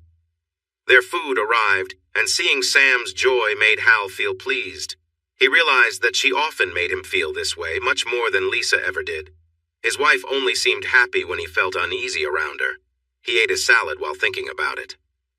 When they finished, he paid and asked the waitress where the closest Walmart was. She suggested a mall just south of the highway. They got there quickly, and once inside, Hal found a store to buy more black T-shirts and running pants. Sam enjoyed strolling through the mall with him, and that's what they did. He noticed her eyes land on a display of gold bangles in a jewelry store window. They were on sale. On a whim, Hal led them into the store, and Sam's eyes widened in surprise. He thought it would be kind to buy her one instead of just teasing her with them. He wondered why he felt so drawn to do this. After they left the store, Hal was amazed by the clever sales talk. His wallet was lighter by $400, and Sam was thrilled, wearing 5 beautiful bangles that jingled happily on her wrist. "Oh my gosh, Hal! I've never worn anything this lovely!" she exclaimed. He nodded and guided her outside to the car. He stopped to fill the gas tank. Then they were back on the interstate towards St. Charles. He remembered that for this overnight stay, he had a single hotel room with 2 beds. The way Sam looked at him made him feel a bit uneasy. He needed to address it. "Sam, I don't want you to misunderstand about the bangles." He could tell he had her attention now. "I didn't buy those for you thinking I'd get anything in return. I'm a married man and I keep my promises. I don't really know why I bought them, except they made you smile. You haven't smiled enough lately." He glanced over, and her big, beautiful eyes were watery again as she bit her lip. "I've upset you again, haven't I?" She shook her head quickly. "You're such a nice man. Thank you for getting me this lovely gift."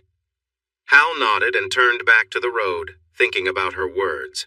It seemed innocent enough, so he set it aside. The scenery was pretty boring, and Sam eventually fell asleep. Later, Hal woke her up to see the Mississippi and Missouri rivers. She was happy to have seen it. The hotel was close to the highway. They drove around and noticed a movie theater. "We have time. How about we catch a movie? We can get dinner after," he suggested. She smiled and nodded. "You choose the movie." They parked and walked to the entrance to check the listings. "Is there anything you definitely don't want to see?" Hal asked, since he didn't know much about the movies showing. "I really don't like horror. Are you okay with comedies?" Sam asked, pointing at a poster. He nodded, so he bought the tickets, popcorn, and drinks. The theater was mostly empty, which meant they had great seats. Hal didn't find most of the jokes funny, but he loved hearing Sam's joyful laughter, which made the movie enjoyable for him. After the movie, Sam took him to a nearby P.F. Chang's for dinner. Hal noticed her wearing her bangles, and the hostess complimented her. Sam's face lit up with joy, and Hal agreed that they were a great choice. He thought they suited her nicely. Sam encouraged Hal to try some dishes from the menu, and he liked most of what he tasted. He didn't mention his time in mainland China, as this food was nothing like what he had before. When they finished their meal, they drove to the hotel and checked in with their luggage. They went to their room, which was new for Sam, while Hal saw it as just another hotel stay. "I'll take the bed closest to the door," he said. "If you need to get up, just call out. Please don't come near my bed without speaking to me first. I want to hear your voice before it feels safe." Sam nodded seriously, understanding him. "If you want to use the bathroom first, go ahead. I usually exercise before bed." "Really? I thought working out before bed would make it harder to sleep," she said, surprised. "Not for me," he replied with a shrug. "You can watch TV or a movie if you'd like. I can ignore that." He opened his suitcase to grab his shorts, thinking that he couldn't work out without them. He knew he had to keep his underwear on. He didn't like changing his usual ways, but he had to. He changed to his lighter clothes and set aside the ones he wouldn't need right away. He noticed Sam watching him closely. "What's up?" he asked. Her eyes looked over his injuries. "Tough lessons, huh? Were you a slow learner?" He forced a smile. "Actually, I learned pretty quick." He didn't want to explain that many of the others didn't make it through the program. Seeing her doubt, he felt he should say more, but he couldn't share details. Just very strict teachers. He moved to the other side of the room by the windows. He cleared some furniture to make space for his exercises. "Stay clear of this area," he told Sam. She nodded and he began his workout. Today was about fighting moves. He started with punches and blocks, moving through different techniques until he got to kicks. He had to be careful. as mistakenly hitting anything could lead to injuries. He focused hard, pushing aside all distractions. Once he finished and was working on specific muscle groups, he noticed Sam watching from the bathroom door. She looked a bit nervous. "Is something wrong?" he asked, out of breath.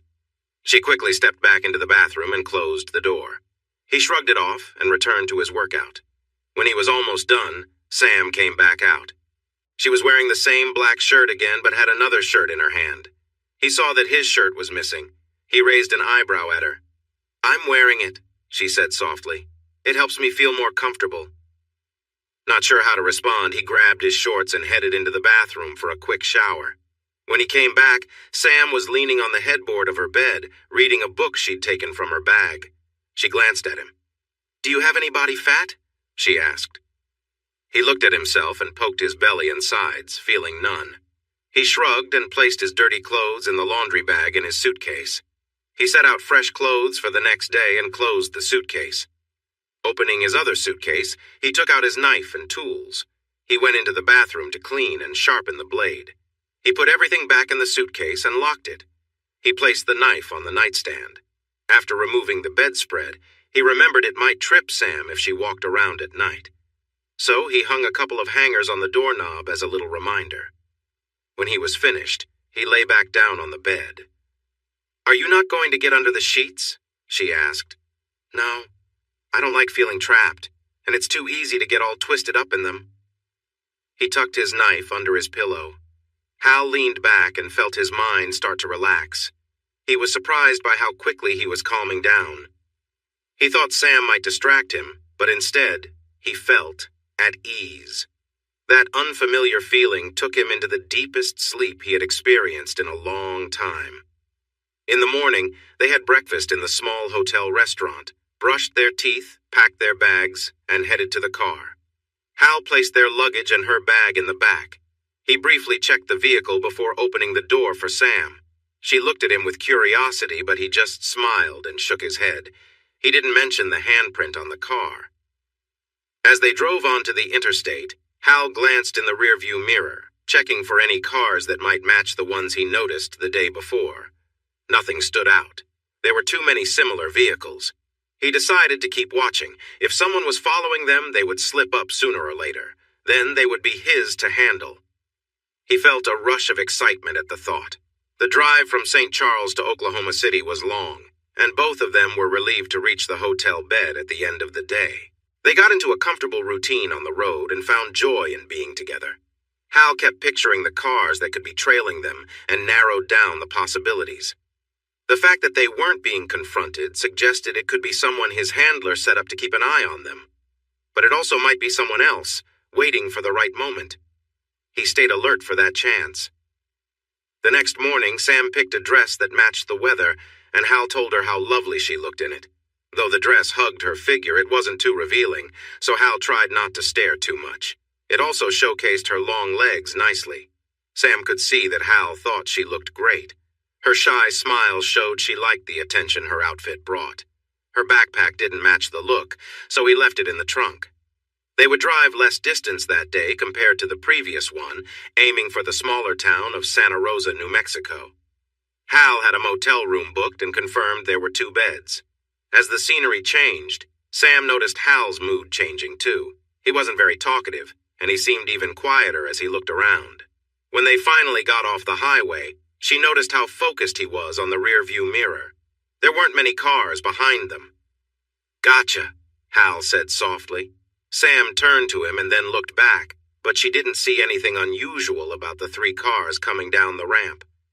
"Is someone following us?" she asked, feeling nervous. He nodded as he turned onto Route 66, driving up a hill briefly before entering the parking lot of their motel. Hal parked the car in front of the office and got out to watch a dark sedan signal to turn into the gas station across the street, but then continue on. Sam got out of the car, glancing at Hal with worry. "They're gone. Let's see if they give up or keep following us," Hal said, taking note of everything he had seen. "Are they going to hurt us?" Sam asked, her voice shaky.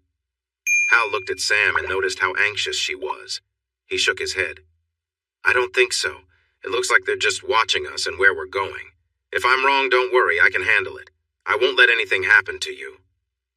Sam smiled at him from across the car hood, but he could still see that she was uneasy. A dark thought crossed his mind about wanting to confront the men who were bothering her. He felt concerned about that feeling, but pushed it aside, thinking of Sam first. He entered the office with his hand on her back, which seemed to help her relax. He checked in and paid for the room, but noticed the clerk giving him an odd look when he confirmed they needed 2 beds. The clerk's gaze lingered on Sam. They drove a short distance to their room, backing the car into the spot outside. After bringing their luggage inside, they checked out the place. It was basic, not as modern as some other places they'd stayed. "I'll take the bed by the door," he said. "Same rules as before, okay?" Sam nodded and smiled, remembering how smoothly the previous night had gone. She had woken up once, and he had responded quickly when she called for the bathroom. She thought he had been asleep, but realized he must sleep lightly. "Let's see what good food we can find in Santa Rosa," Hal said cheerfully as he opened the map app on his phone. They looked at their options and decided to try Joseph's Bar and Grill, since it had some of Hal's favorite Mexican dishes. The drive was quick, and they were happy to get a booth when they arrived. Hal persuaded Sam to try the chicken quesadillas while he enjoyed his tamales. He surprised Sam when he spoke to the waitress in Spanish to place their order. The young woman took their order with a big smile. "Aren't you full of surprises? How many other languages do you know?" Sam joked. Hal smiled a little shyly. "A few." Sam's eyes grew wide as she realized he was serious. "The mysterious Mr. Demon," she said with a sigh, thinking this might be another secret of his. Her curiosity got the better of her. "What languages?" she asked eagerly. Hal thought about it and decided he didn't need to explain why he learned those languages.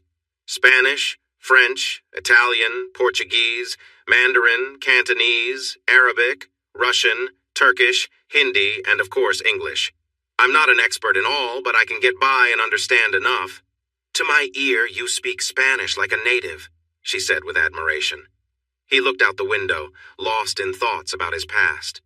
"I think I spent some of my early years in a place like this. It brings back memories not all good." Sam looked at him sadly. "You don't remember where you grew up?" He shook his head and offered a forced smile. "It doesn't matter. That was then. I focus on now." He couldn't tell her how much he had lost after doctors worked on his mind. All he knew was that the memories left were not happy, but he could manage in life now. She nodded, but kept her gaze on him. "How about you? Do you ever feel like learning another language?" he asked to steer the topic away from himself. She blushed. "I don't think I could learn a new language. Besides, isn't English spoken everywhere?" He laughed a little. "It is in many places, but not all. If you go beyond the big cities where business happens, local languages take over. In some rural areas, they may not even know about the U.S. The world doesn't revolve around the U.S. That's one of the biggest lessons I've learned from my travels. I'd love to travel someday. This trip has already opened my eyes. I'm seeing so much of the country," Sam said with a bright smile. Hal found himself looking forward to seeing her smile. He loved how her smile showed off her teeth, adding a fun twist to her expression. He felt uneasy about how much he needed to see her happy. He wasn't sure what their future looked like. Everything depended on what would happen in Los Angeles. "What's wrong? You were smiling and then you looked like you might cry," she said gently. "Cry? No, I haven't done that in a long time." His mind flashed to the tough days after the trial when he was a teenager, separated from Lisa and sent to the military hospital. There had been tears and feelings he preferred not to think about. The journey to become who he was now had been tough and painful, a time he didn't want to revisit. The waitress brought their plates, pulling him from those memories. He smiled and switched to Spanish to thank her, also complimenting her in the restaurant for their great service. The young woman lit up with happiness as she thanked him and hurried back to the kitchen. "I think you really like that," Sam said with a knowing smile. "It's true," he replied, accepting the compliment. Hal then showed her how to enjoy her quesadillas. After her first bite, she gave him a bright smile. "Oh, wow! This is my new favorite meal," she exclaimed. Laughing, Hal began his meal. It was delicious, and he nodded in approval. They focused on the food, enjoying every bite. After finishing their main course, they decided to order dessert. Sam chose coconut cream pie while Hal went for apple pie with ice cream. They agreed they had eaten a lot when they leaned back against the soft cushions, but they felt good. Hal experienced a wave of true happiness he had never felt before. He was relaxed, and his companion was wonderful and just as cheerful.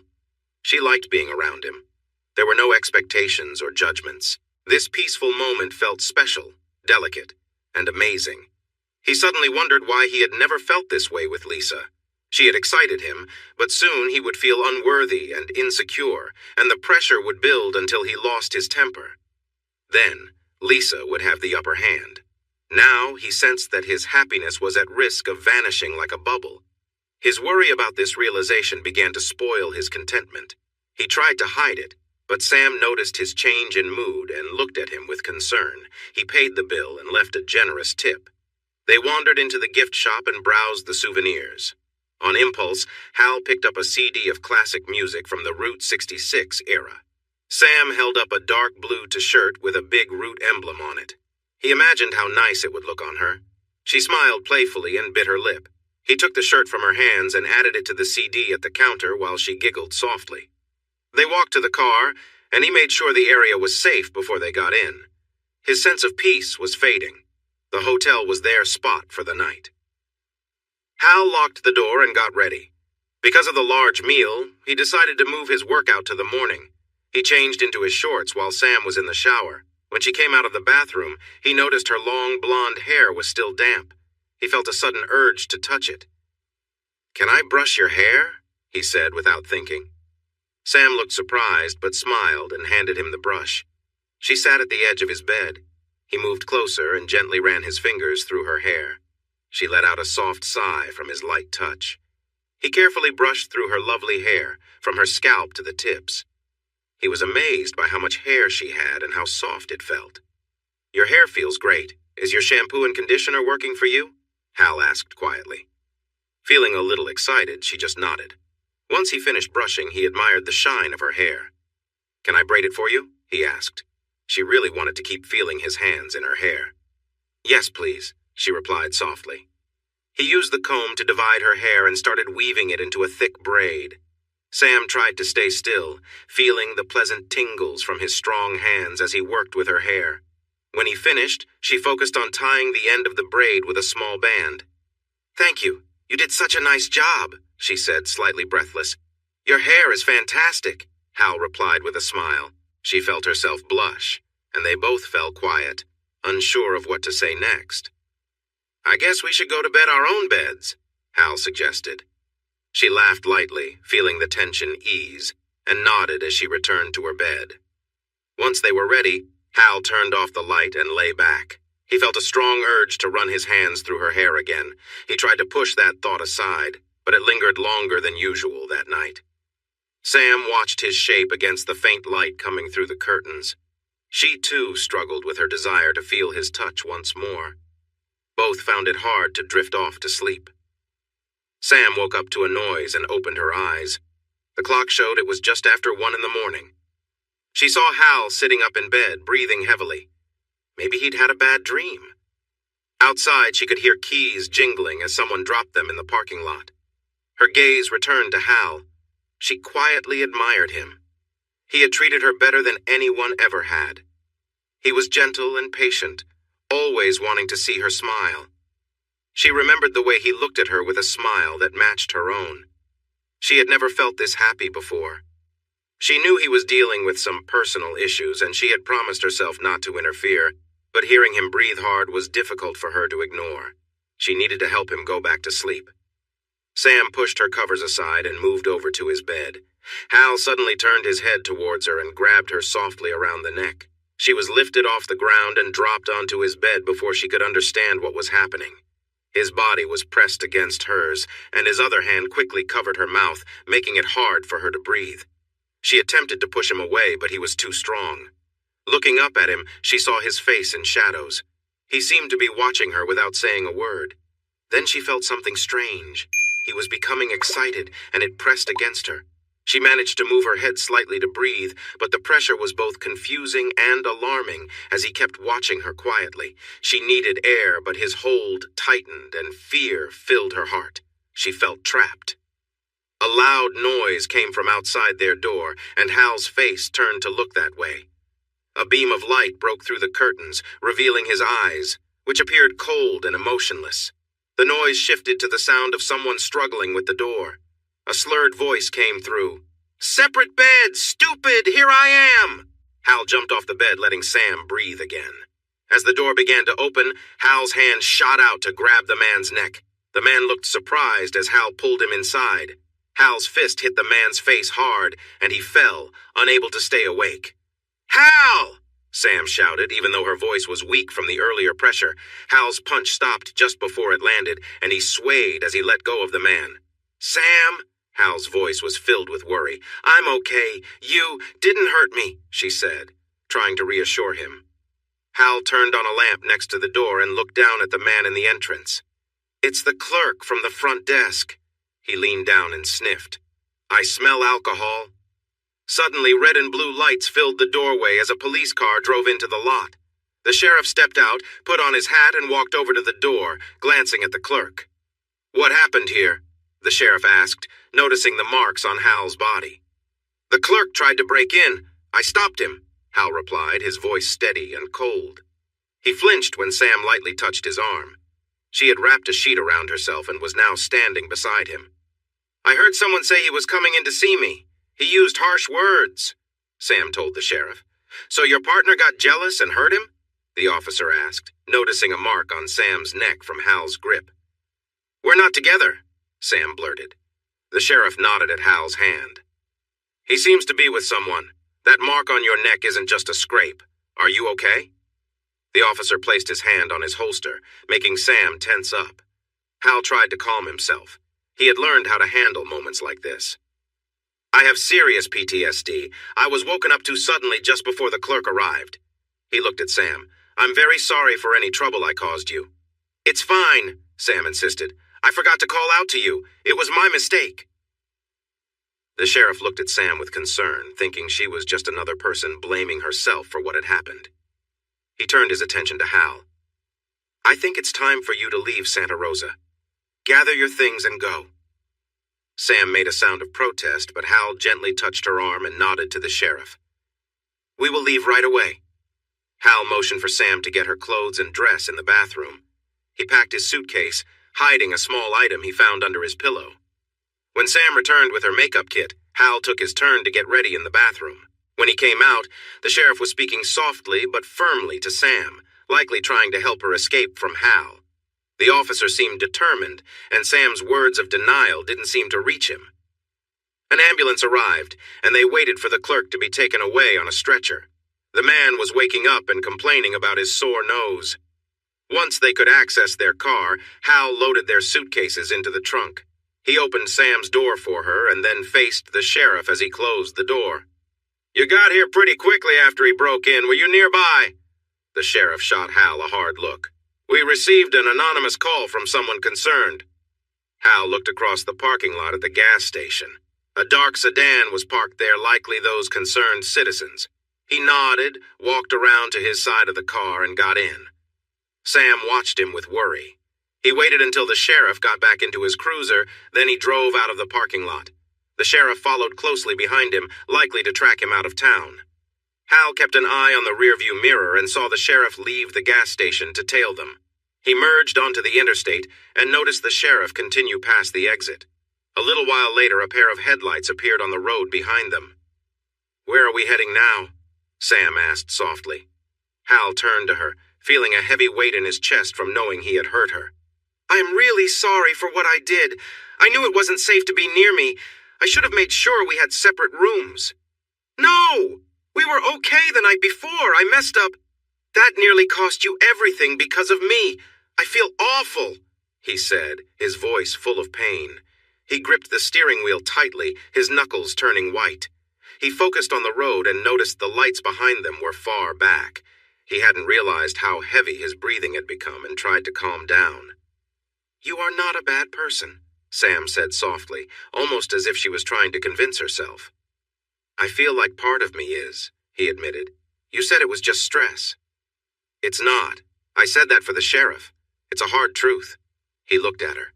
But you saw the darkness in me. It affected you. A wave of fear passed over him. I can't let that happen again. They continued driving in silence, lost in their own thoughts. What? Where does the darkness come from? Sam asked carefully. He cast her a gloomy look, but then focused on the road. It felt easier that way.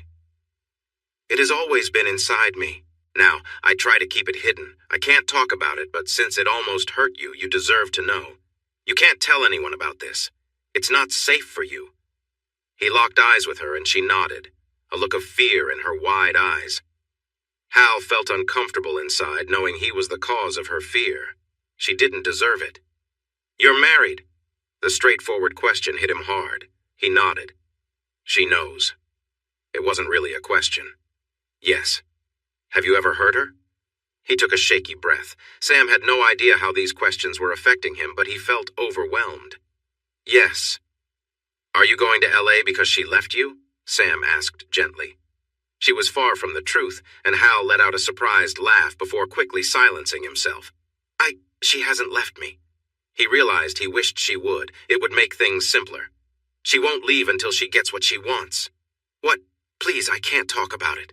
Hal tightened his grip on the wheel until he felt the stitching dig into his skin. He forced himself to relax. I'm sorry, Sam said. I really like you. I hate seeing you hurt, and I want to help. If talking will help, I'm here to listen. Hal felt the urge to laugh at the absurdity of it, but he kept it in. The woman he almost harmed wanted to help him?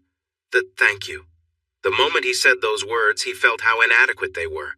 This woman, who seemed so different from the life he was used to, one filled with darkness and constant danger, had somehow found her way into his thoughts.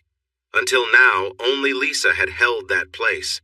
She had taken over his heart from the moment they met back in high school, and no one else had ever come close to affecting him in the same way. He didn't quite know what to make of this new feeling. It felt out of place in his life now. He was still tied to Lisa. She had a strong hold on him, one that hadn't lessened over time. Since that first day, he'd felt pulled to her, fully under her spell. When he left for the army, he and Lisa were separated for over 10 years. He returned a different man, having gone through rigorous training in the Ghost Ops division. The work had shaped him, honing his mind and body to fit both civilian life and the intense requirements of his missions. On the day he met Lisa again, she had been quick to see if he still fit the mold she remembered. Their reunion had tested both of them, and when she looked at him with satisfaction, he felt a familiar pull deepen inside him. At one point, his handler had even considered removing Lisa from his life, concerned she would interfere with his role. But Hal managed to convince his handler to give him a chance to prove he could keep his focus. He succeeded, meeting every target with accuracy and efficiency, which earned him enough respect to eventually marry Lisa. Their marriage started off with balance. He kept the darker parts of himself under control and was able to keep her happy. But every so often things grew strained. Lisa would become restless, and his unease would grow. In those periods, Lisa would find ways to test his patience, pushing boundaries in public places just to provoke him. She thrived on drawing attention, often encouraging strangers to flirt simply to trigger his jealousy. It would drive him to the edge, and eventually, he'd have to confront these situations. Every time, he'd try to stay calm, but the tension would rise until it inevitably snapped, pulling out a side of him he fought to contain. There were times he barely managed to hold back. He'd come close to losing control on several occasions. Each time, he was left with the reminder of how deeply he was tied to her. Later, she claimed that the man had gotten her too tipsy to know what was happening. Lisa was always there to face his darker side after it took control, and it took something from her that she willingly gave.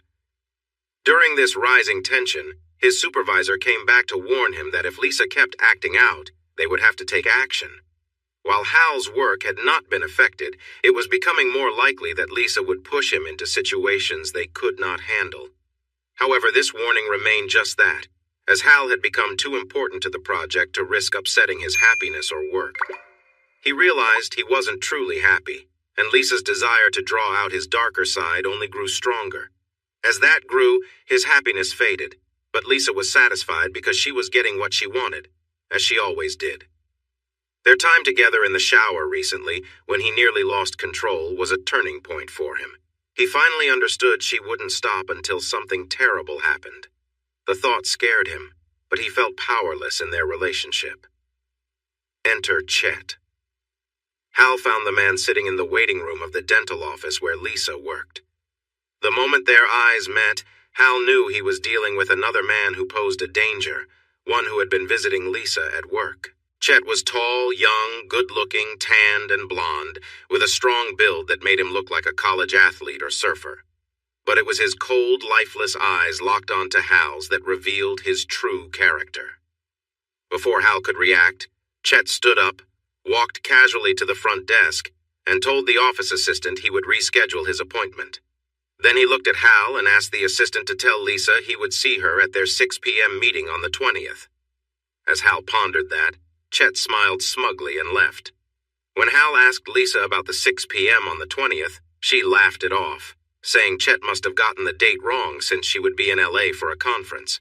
With a light laugh, she dismissed Hal's worries and said everything would be fine. The way she smiled made Hal's heart sink. At that moment, he realized Lisa had her own dark side, too.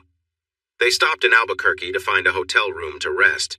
As Sam spoke softly, she insisted she felt safer sharing a room with him than being in separate rooms with people possibly following them. Hal didn't have the energy to argue, especially when she touched his arm and looked at him with her big, innocent eyes.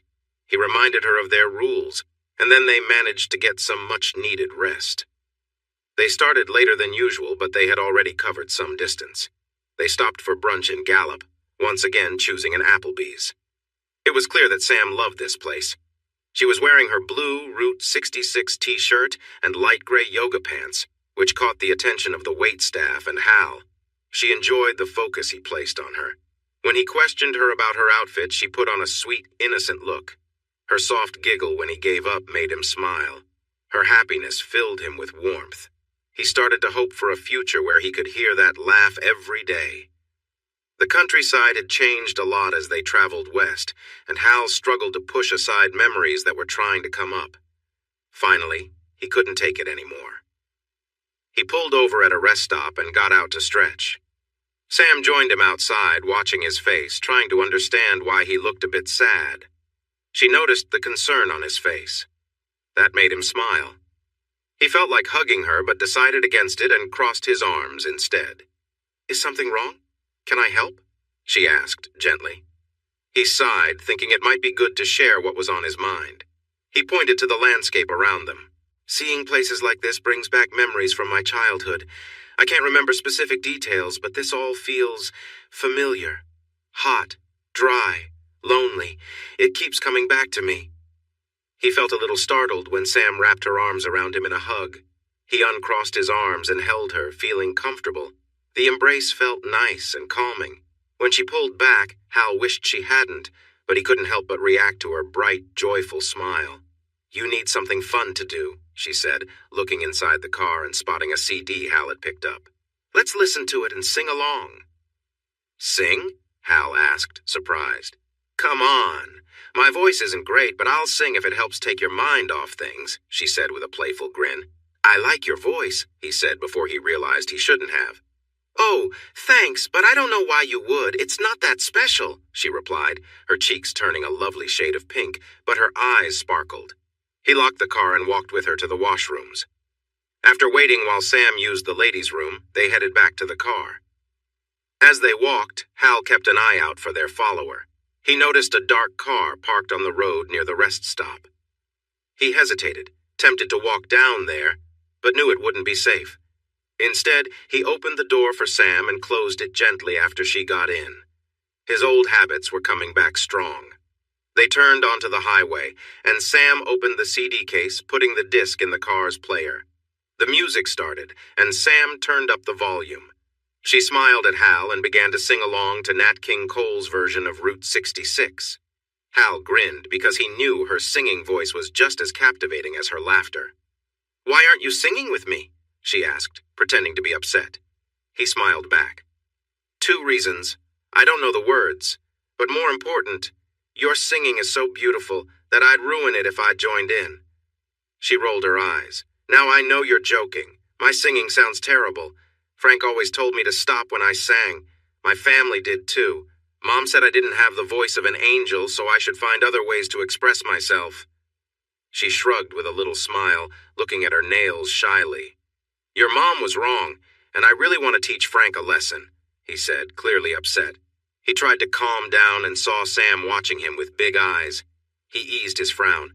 I'm sorry for talking about your mom, but she was so wrong about your voice. He took a deep breath. And Frank still needs a lesson. She smiled at him shyly. You really like how I sing? I love your singing, he replied firmly. Sam's smile grew wider and she started to sing again. Soon she poured her heart into it, and Hal couldn't help but grin at the joy on her face. She loved to sing, and they had tried to make her stop. How frustrating. She was definitely on key, and her voice was strong. If anyone complained, it might have been about its roughness. Hal thought it was really charming. After all, Rod Stewart and Kim Carnes had built careers on their raspy voices, and Sam sang even better than them. They continued towards Flagstaff, with Sam singing happily and Hal letting go of painful memories from his past.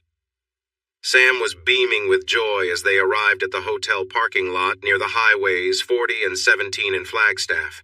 They had finished the music on the CD and were searching for radio stations in the empty area around them. There's a big store nearby.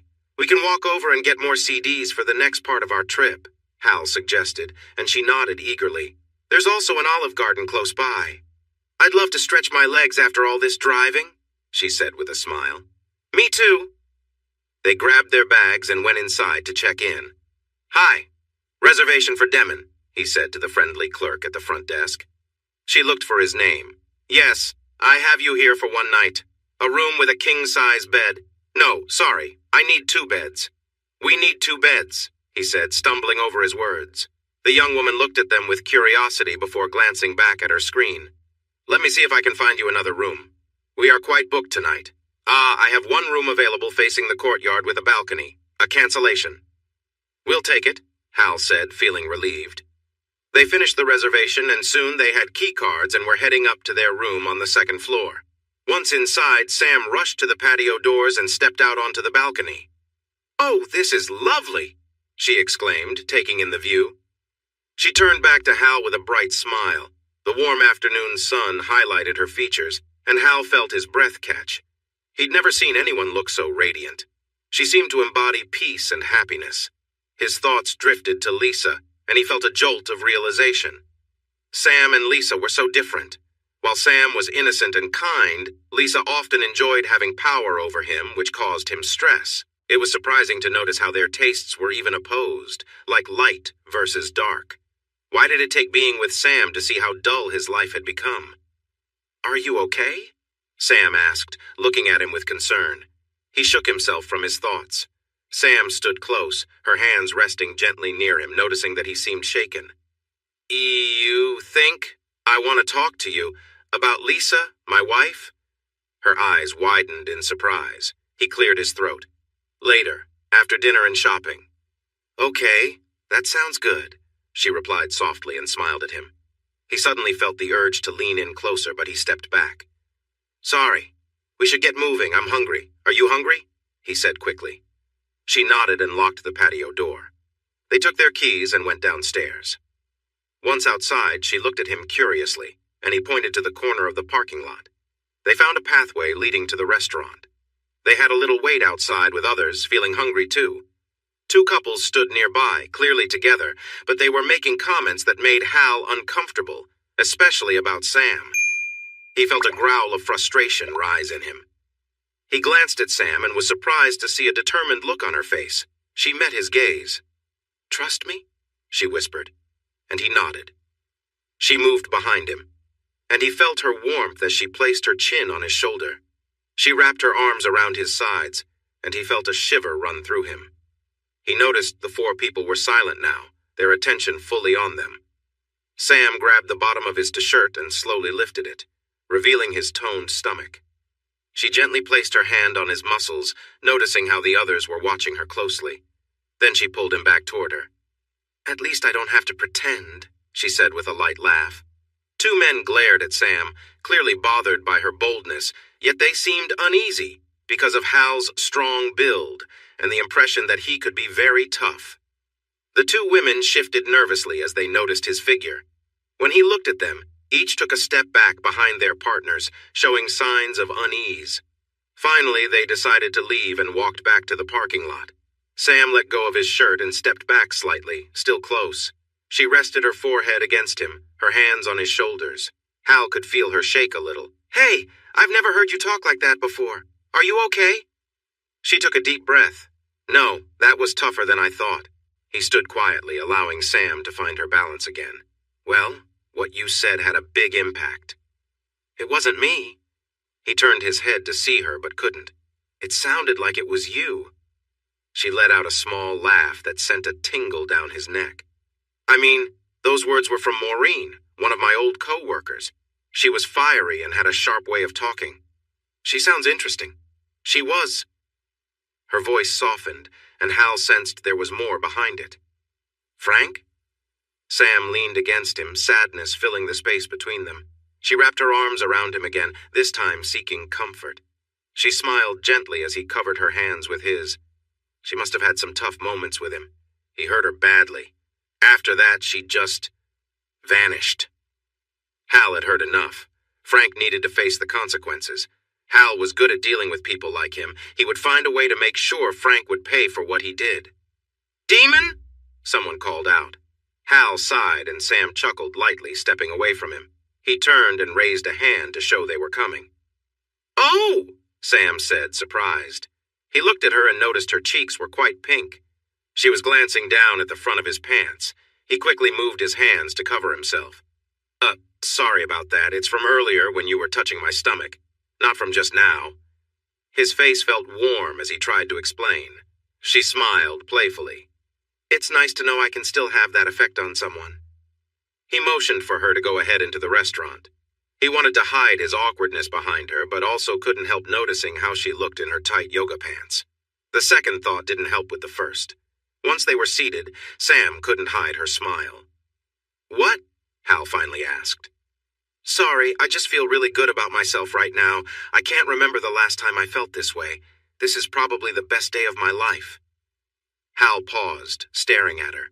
His day had started off quite differently. He must have looked shocked because she waved her hand. "I meant from when we woke up in the hotel in Albuquerque," she clarified. "Ah," he replied and nodded. He chose soup, salad, and breadsticks because that was filling enough and he wasn't too hungry. Sam ordered lasagna. "I wonder if we will meet more of Frank's associates here," Hal said, glancing around at the other diners. When he turned back to Sam, he noticed she looked genuinely worried. "Hey, I wasn't serious. I'm sorry. There's nothing to worry about. I can handle anything someone like Frank throws at us. Unless he has a trained bear, then we could be in trouble." Sam laughed at his joke, but then her face turned serious. "I worry about the people following us." He nodded. "They might work for my employers and are just keeping an eye on me. Since I spotted them so quickly and they haven't been good at hiding, it's more likely someone connected to the trouble back in Columbus." "Someone connected to Frank." He looked at her and nodded. "Yeah, that's possible. But they have not made any moves, and I know they are aware that we see them. If they do make a move, they would be in a lot of trouble. They must be monitoring us for Frank or someone close to him." He paused, considering what it meant that they were going through so much to find Sam. He looked closely at her, and she seemed a bit taken aback by his intense look. "What's wrong?" she asked. "Why are they still after you after all this time? Do you have something of theirs? What's in that backpack?" She looked a bit defensive. "Just some personal things. A small family photo album. Some memories from my childhood, like my address book and favorite books, are important to me." He frowned. "Those don't seem like things Frank would care about. He just wants to be mean." Their food came, and they kept talking about what the men might want from her. She told Hal she didn't know anything about Frank's business. She was never around when he had meetings or made calls. He would just tell her to go away. After they finished dinner, they decided to take a walk. The night was nice, but getting cooler, so Sam needed a sweater. They crossed the street and went to Walmart. Hal got a shopping cart and Sam smiled back at him as they entered. He took her to the music section and they chose some CDs with songs she liked to sing. This made her very happy, which made him happy too. He also picked up a pack of black shirts and pretended to glare at her. "You keep messing up my shirts." Sam giggled, which made him smile even more. Next, he found a pink hoodie sweater for her. It fit well and would keep her warm on their walk back to the hotel. "Do you think we should get you a new backpack?" Hal asked. She looked at him with wide eyes. "You can keep larger things in your suitcase and use a smaller bag for what you need. What do you think?" Sam nodded slowly. "Let's check to see what they have and you can choose," he offered, making her feel more at ease. It took a little time, but they finally found the accessory section, which had many purses. Some were backpacks, which seemed to be what Sam liked. She noticed a nice black leather bag with golden zippers and buckles. Hal saw her look at the price tag and quickly put it back. But then he picked it back up and checked it out. It looked well made. "Do you like this one? Is it big enough for your things?" "It's too pricey. I'll decide that. You just need to say if it works for you," he insisted gently while looking into her eyes. "So?" She bit her lip and nodded. He put it in the cart. As they walked to the checkout, Sam linked her arm through his. "Thank you for being so kind. You've treated me better than anyone else," she said softly. "You don't need to thank me. You're worth it. You've helped me a lot too," he replied. "And the CDs are a gift for me, so I can hear you sing tomorrow." She smiled brightly at him, and he felt drawn to her smile. The urge to kiss her came again, but he turned his head to find the nearest cashier. He rolled the card into line, and a few moments later they were ready to leave. He had the cashier take off the tags from the sweater, so Sam put it on and zipped it up. He thought she looked very cute in it. It made him feel warm inside, but he pushed that feeling away. Then she put on the purse, and he nodded with approval. "That looks really nice." Sam was bouncing on her toes with happiness. Hal noticed this, and it caught his attention. He gently took her arm and guided her out of the store. They walked arm in arm across the parking lot and laughed as they crossed the street to the hotel. Soon, they were in their room. Sam placed her new purse on the bed next to her backpack, while Hal got them some water. They went outside to sit on the balcony. She smiled at him, and he couldn't help but smile back. They relaxed in silence for a while, enjoying each other's company.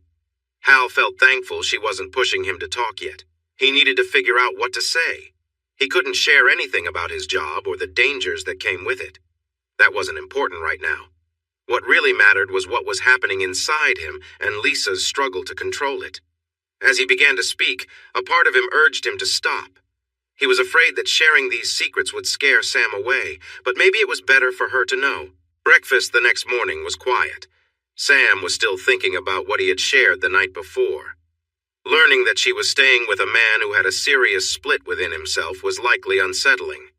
The fact that she had faced the darker side only made it harder. Hal gave Sam some space that morning. He thought she might be better off apart from him, but he also knew she didn't have many choices right now. She had to stick with him. The idea that she was with him out of necessity rather than desire made him feel awful. His sadness must have shown because, as they finished eating, he felt a soft hand cover his on the table. He looked up surprised and saw her small smile and kind eyes. It stirred something in him, a deep feeling. "I'm sorry for making you sad, Hal," she said gently. "You've been so kind to me since we met, and here I am doubting you." "No, you need to. You've seen my darker side, so you know I can be dangerous. Sometimes. You have to take care of yourself first," he insisted. "But you seem so unhappy," she replied. He turned his hand to hold hers, softly rubbing his thumb across it. He kept his eyes on her hand as he searched for the right words to say. "For the first time in my life, I am truly happy without the worry and fear that troubled me during my marriage. Yes, I'm sad I've pushed you away, but that's not the important part. I know I don't deserve this, and you should keep some distance because you are a good person. The truth is, I'm not," Sam protested, holding his hand tighter. "You're a good person, too. You just have this other part of you. I see now that you can't completely change it, but at least you have things that help keep it under control." She sighed. "I can't say I'll ever be completely at ease with it. It's like having something dangerous in the house. But I lived with someone who was much worse for almost 12 years. I never knew if he would be kind or suddenly angry. You're much more stable than he ever was, and you have fewer rules." She looked at him with hope. "I would like to stay with you for a while longer if that's okay." Hal felt a wave of relief wash over him, and he let out a breath he didn't know he was holding. He raised her hand and kissed her knuckles. Then he realized what he'd just done and quickly pulled back. His eyes widened as he looked at her, worried she might be upset. Her face was a pretty shade of pink, and her eyes sparkled with joy. "Oh, I'm so sorry! I don't know what came over me," Hal exclaimed. A big smile lit up her face. "No one has ever kissed my hand like that before. What a gentlemanly thing to do. I didn't mean to." "It's fine. I'm not upset. I'm flattered," she said with a smile, and he returned it shyly. "Can I have my hand back?" she asked, smiling in amusement. "Yes," he exclaimed, quickly releasing her fingers and leaning back in his chair. She chuckled and leaned back too. "Are we going to L.A. today?" "No, I still have one more stop before L.A. We'll be in Las Vegas tonight." Sam's face brightened with an excited smile. "I've always wanted to go to Las Vegas." Her big grin made his heart race, and he knew he couldn't imagine being without it. "I have the hotel room booked for 3 days. I hadn't planned on staying in L.A. I don't feel right there, so after my meeting, I will go back to Vegas." He looked into her eyes seriously. "I won't take you to L.A. with me. I hope you will stay in Vegas." "Why? Why can't I go with you?" Sam asked, surprised. "I told you about Lisa and how she is fixated on my other side. She wants to control it," he explained. Sam nodded. "She's been meeting with someone similar to me at her dental office. There's a good chance she will be with him in L.A. She denied it, but I think she was just trying to play with my feelings to make me act in ways I shouldn't." He reached out and took Sam's hand again. "What we didn't consider was meeting you. I discovered what true happiness is. My marriage feels like a sad version of what it should be. It needs to end." "Then just leave! Don't go to L.A., she said, holding on to his hand. He smiled softly. "I need to tell Lisa that she doesn't have my heart anymore. I'm finally free from her. I can do this now because of you." She smiled back, a tear rolling down her face. But then her face changed to worry. "You mentioned this man is like you. How safe will it be to face them together?" "That's the thing. I'm not going to face them. That's what she wants, but I don't care about that anymore. They can be together. I don't feel trapped by her demands anymore. I don't have any feelings for her. I'm going to tell her I want a divorce." Hal felt as light as a feather. The weight he had been carrying suddenly lifted. He could never have said the word divorce before because he was so mixed up in trying to please Lisa. Now he realized how one-sided their relationship had been. Sam's smile was bright and filled with happiness, making Hal want to kiss her hand again. This made her giggle, and the sound filled him with joy, affirming his new direction in life. They left the restaurant with Sam's arm linked with Hal's, and he helped her into the passenger seat. He looked around the parking lot and noticed a dark sedan at the far end. His instincts told him to grab his suitcase, but it was too public for that, and they'd see him. Instead, he got in, fastened his seatbelt, and drove them onto the highway. Soon they were on Interstate 40 heading for Kingman. Sam grinned at him as she took out some CDs from her new purse. He smiled back, and the drive to Kingman was filled with music. Hal stopped for breaks to stretch his legs, and each time he would check for anyone following them, but he could never shake them. This made him think they had a tracker on the car, which surprised him for people like them. It also made him wonder if they were linked to his past, but they weren't very good at hiding, so he found it doubtful. He remembered the handprint on the trunk, thinking it was probably a tracker under the car. He would make a call when they got to Kingman. Sam stayed quiet, understanding he was doing this for a good reason, and he appreciated that. When they exited the highway in Kingman, Hal stopped for gas, and Sam went to the restroom. He looked around and noticed something useful nearby. After paying for the gas, he pulled out his cell phone and dialed a number he had saved. "Report. I think I have someone following me. Is it official?" There was a moment of silence. "No." "Do you need help?" "No, I'm fine. Next question. Chet Barley. Is he official?" Hal had looked up that name. The handler made a startled sound, and his voice became more serious. "No. Stay away. He could be a threat if he contacted you, did he?" Hal considered this. It seemed unlikely that a rogue agent would be involved with his wife. Maybe by accident, but probably not. I met him at the dental office where Lisa works. He kept the LA meeting to himself. This is bad. Stay clear. We'll handle it. Anything else? Hal noticed the man was clearly troubled. He thought some good news might help. I'm going to tell Lisa I want a divorce. What? Why? Is it because of Chet? The handler asked. I thought you'd be pleased, Hal replied, feeling let down. I am. It's just, it's about Sam. The handler's voice changed as he understood the real reason. So you're not happy? Hal asked. I am. Maybe for the first time. No, it's good. We'll talk later. I have to address this other issue. Carl hung up. Hal put away his phone as Sam returned to the car. He handed her some money.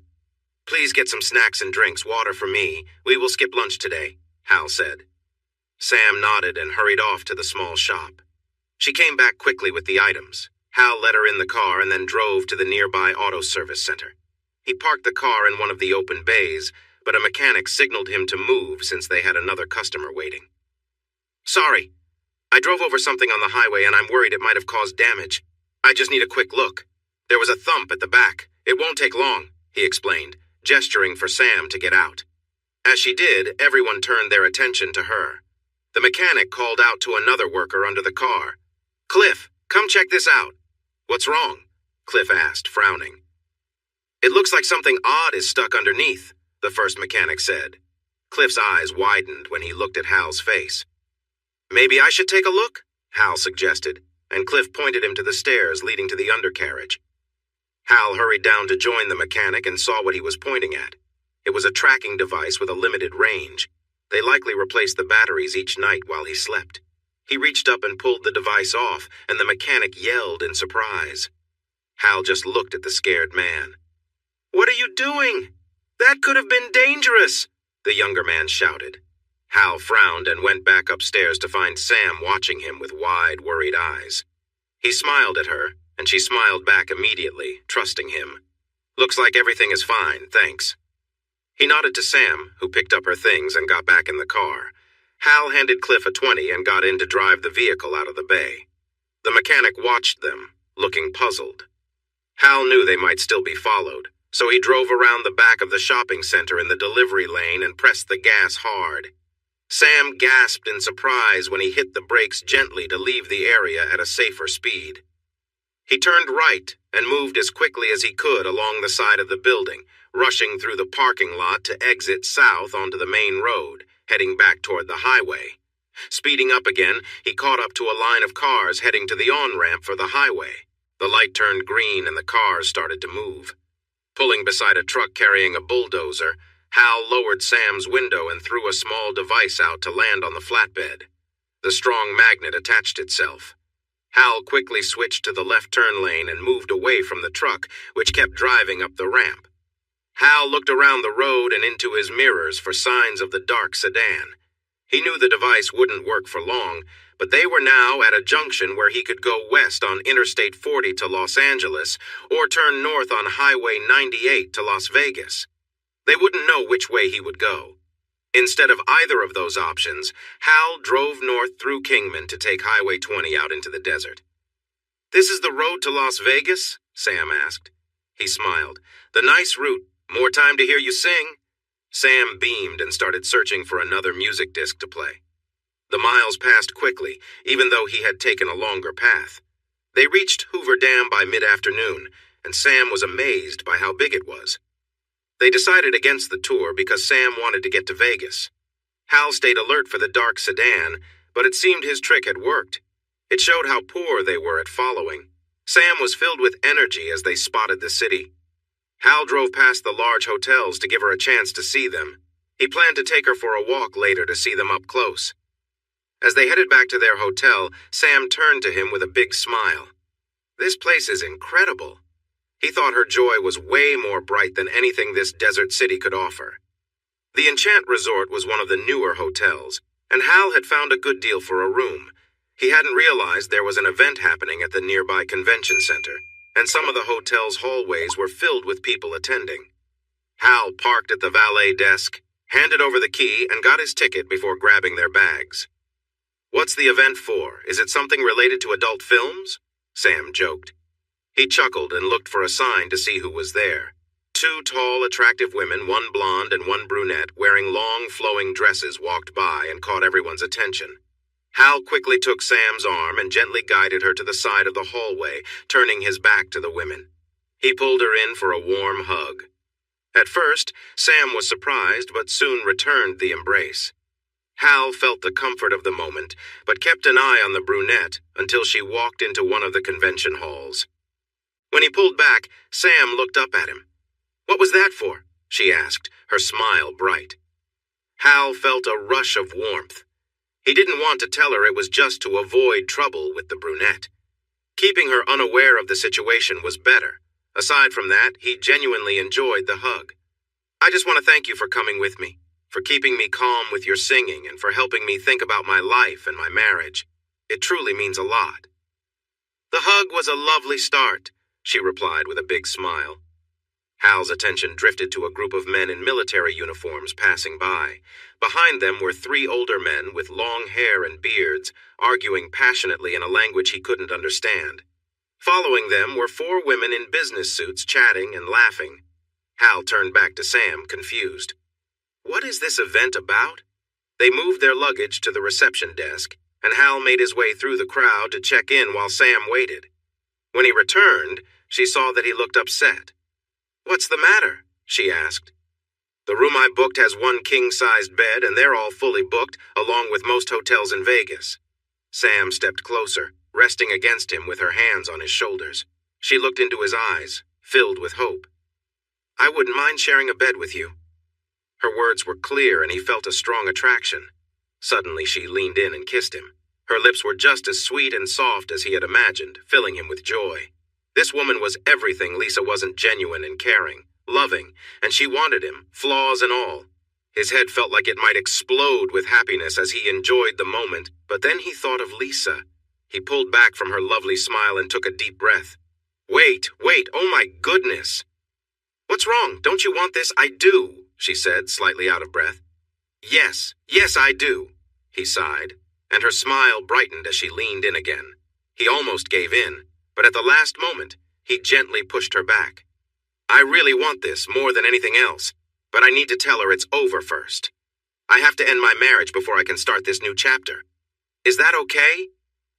She leaned her forehead against his. "Yes, I can wait. Just knowing you want me is enough for now." "Let's grab our things upstairs, freshen up, and go find a restaurant for dinner. Then we can take a walk and see the sights. We'll figure out where to sleep later," Hal suggested softly. Sam nodded, her eyes sparkling. They took the elevator to their floor. Hal let Sam open the door with her key. She bounced into the room, admiring the decorations, and rushed over to the window. "Oh, Hal, the view is amazing!" she exclaimed, looking down at the fancy hotels. He enjoyed watching her excitement, and it made him happy. "Yes, it really is." She turned back to him and smiled. "You're making it hard for me not to kiss you." Hal raised his hands with a smile. He checked his suitcase. "I don't have nice clothes for dinner," he sighed, showing her his brown suit. Sam grimaced and he nodded. "I think I'll check the shop in the lobby. Want to join me? Maybe you can find something nice, too." She happily took his arm. They went to the shops next to the lobby. Hal found a dark jacket and pants, a white dress shirt, and black shoes. Sam hit the jackpot with a fitted, stretchy dress covered in gold sequins. It hugged her shape and ended mid-thigh. She wore gold heels that made her shine. She beamed when he told her she looked stunning. He also bought her a small gold purse to match. They decided to change into their new clothes before heading out to dinner. Sam moved her essentials from her backpack to her smaller purse. While she did this, her paperback book slipped from her grasp and tumbled across the floor, with a small, folded paper used as a bookmark flying out. Hal bent down to pick up both items. As he unfolded the paper, he paused to read the notes written on it. He looked at Sam, curious. "Where did you get this paper?" She shrugged. "I lost my old bookmark." There was an old notepad on the table by the phone in Frank's kitchen. "I took the top sheet to use as a bookmark." "Why?" He tucked the paper into his pocket and made her a new bookmark using a piece of paper from the pad by the hotel phone. "Does Frank have a good memory?" he asked her gently. She let out a small laugh as she looked at him. "No, he writes notes for himself and leaves them everywhere," she replied, looking at him with interest. He nodded, understanding now why Frank was so eager to find Sam. "Let's go eat." They walked arm in arm back to the elevator and took it down to the lobby again. "You look lovely tonight. Stunning," he told her, enjoying her cheerful smile. "Thank you, kind sir. You look very handsome in the—" Sam's words turned into a scream of fear as a group of men walked by them, suddenly turning and pushing them through double doors into a staffanly area. 8 serious-looking men were trying to pull them away from the public. One of them covered Sam's mouth and lifted her off her feet, dragging her further down the corridor. Her muffled cries still got through. Hal felt a wave of calm as the men approached. He moved quickly, staying ahead of them. He managed to hurt the first man who ran into him, making him loosen his grip. Then he aimed for the next man's eye, causing him to cry out and let go of Hal's jacket. Next, Hal struck the first man again in a sensitive area, taking him down. Hal stepped back to block the way as more men jumped over their fallen friends. These men had knives, but one made the mistake of rushing at Hal. Instead of moving away, he moved forward, dodging the knife just in time. He grabbed the hand with the blade and struck the man's elbow, leaving him unable to hold on. The thug didn't have time to react before Hal took control of the knife. The remaining 2 men hesitated at the sight of their partner falling. Hal stood firm, preventing them from passing, holding the knife he had just taken.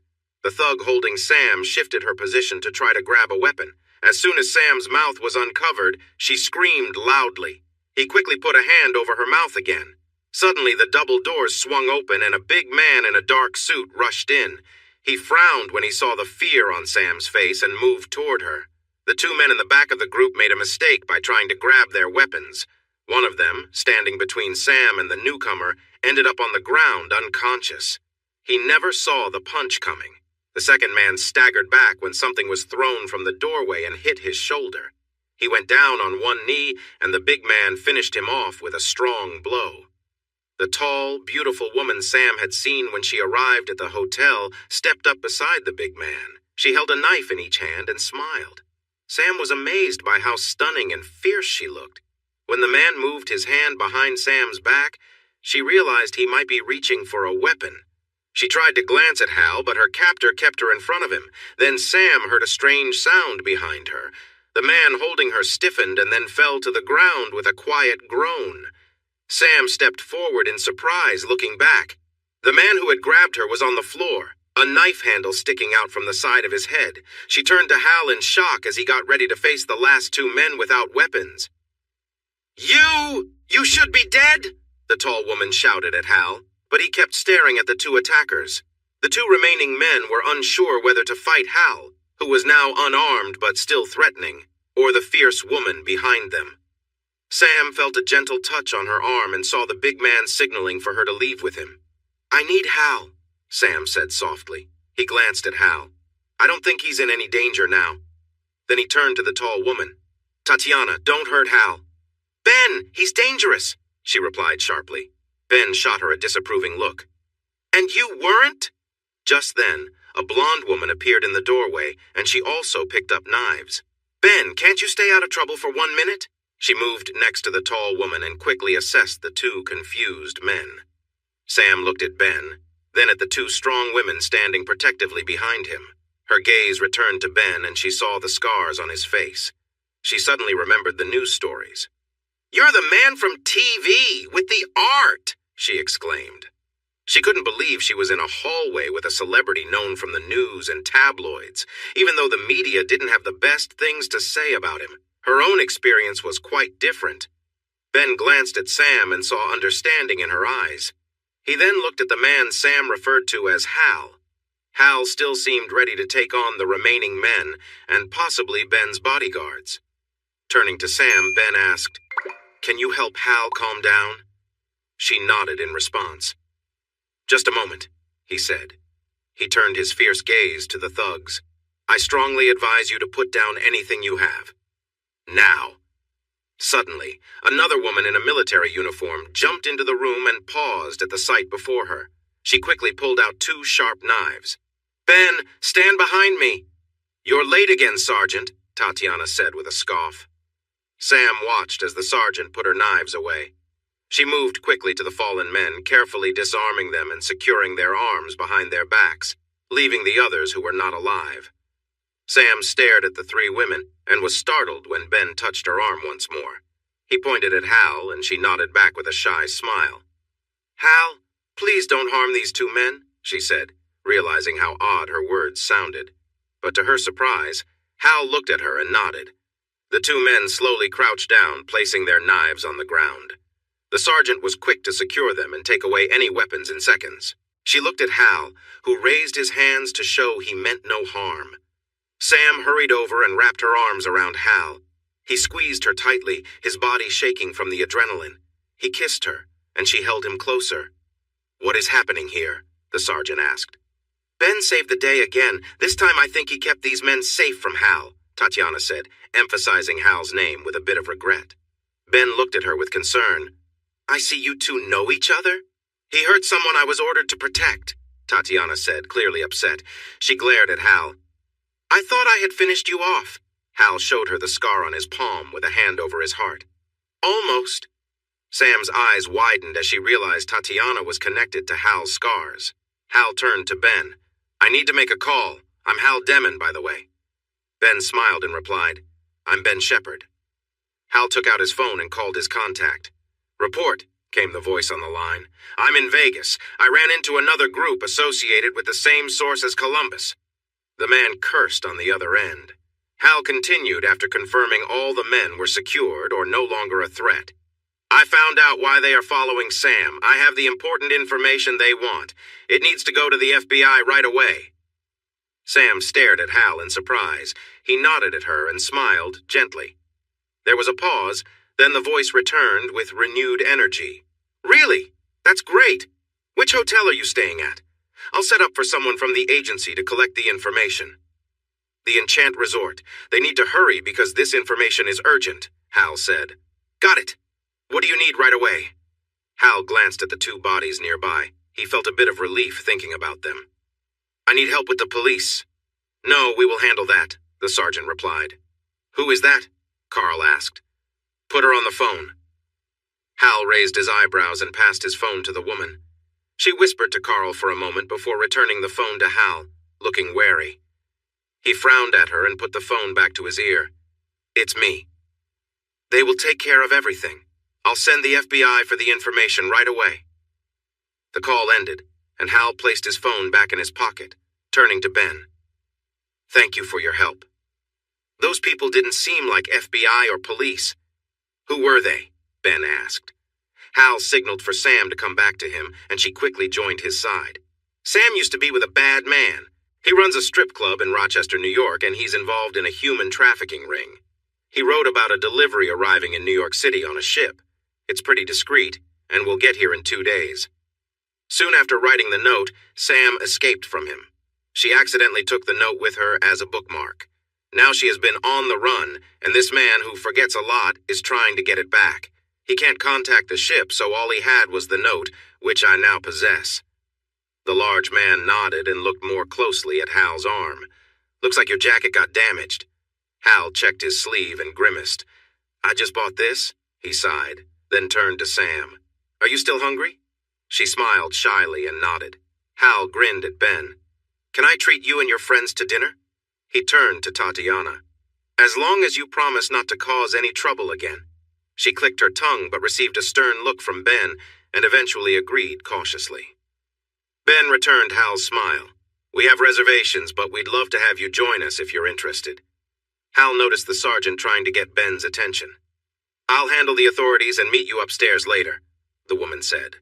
Police officers were entering the hallway, and she moved to speak with them.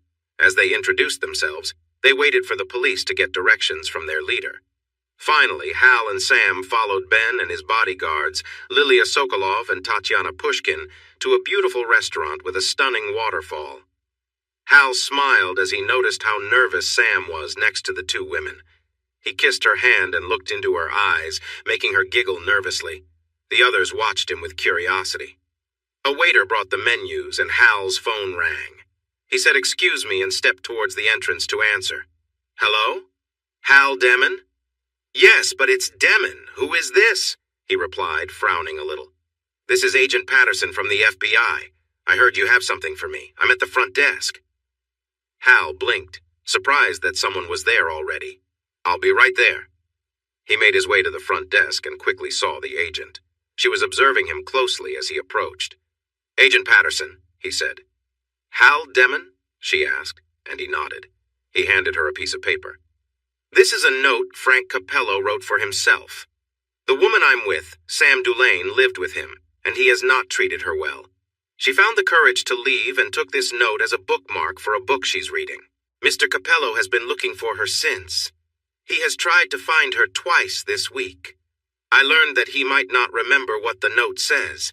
I discovered it tonight, and it seems to show a delivery planned in 2 days." She read the note and nodded, understanding that they needed to act quickly. She carefully placed the paper in her jacket pocket. "Thank you. Can I reach you and Miss Dulane at your number?" she asked. "Yes. She's staying with me," he said firmly. The agent smiled. "Thank you. I'll be in touch." With a nod, she hurried away. Hal watched her leave and returned to the restaurant. He saw Sam looking for him. Her expression of relief made him realize he should have told her what was happening. He promised himself to keep her better informed in the future. He paused at the thought of the future. Just imagining a future with Sam felt like a treasured promise. He moved closer to her and kissed her forehead. She smiled sweetly, a shy but happy look that he loved to see. He took a seat and told the table about his conversation.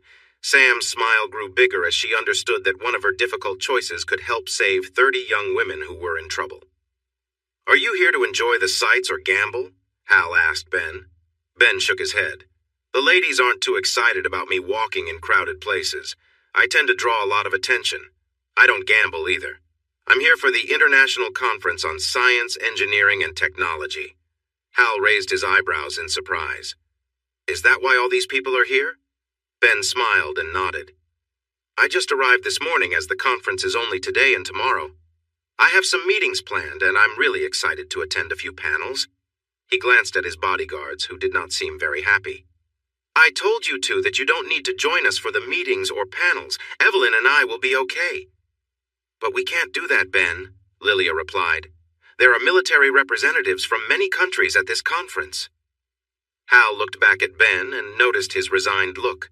The big man managed to smile for Hal and Sam. "It was more enjoyable when I wasn't under so much scrutiny." "Find a way to enjoy it," Hal said, nodding. Ben nodded thoughtfully and smiled again. "So what are you two doing in Vegas?" he asked. Sam shot a nervous glance at Hal, and he held her hand tightly. "I'm heading to Los Angeles for the day tomorrow. I have something important to take care of there." Tatiana's eyes narrowed as she focused on him. "Is this going to end badly?" Ben frowned at her and she tried to hide her reaction. Hal observed their exchange and felt the tension in the air. The reason for it was unclear. "No, that's not why I'm going," he assured them. Tatiana nodded but looked down, accepting his answer. "What about you, Sam?" Ben asked next. Sam still looked a bit uneasy in this group.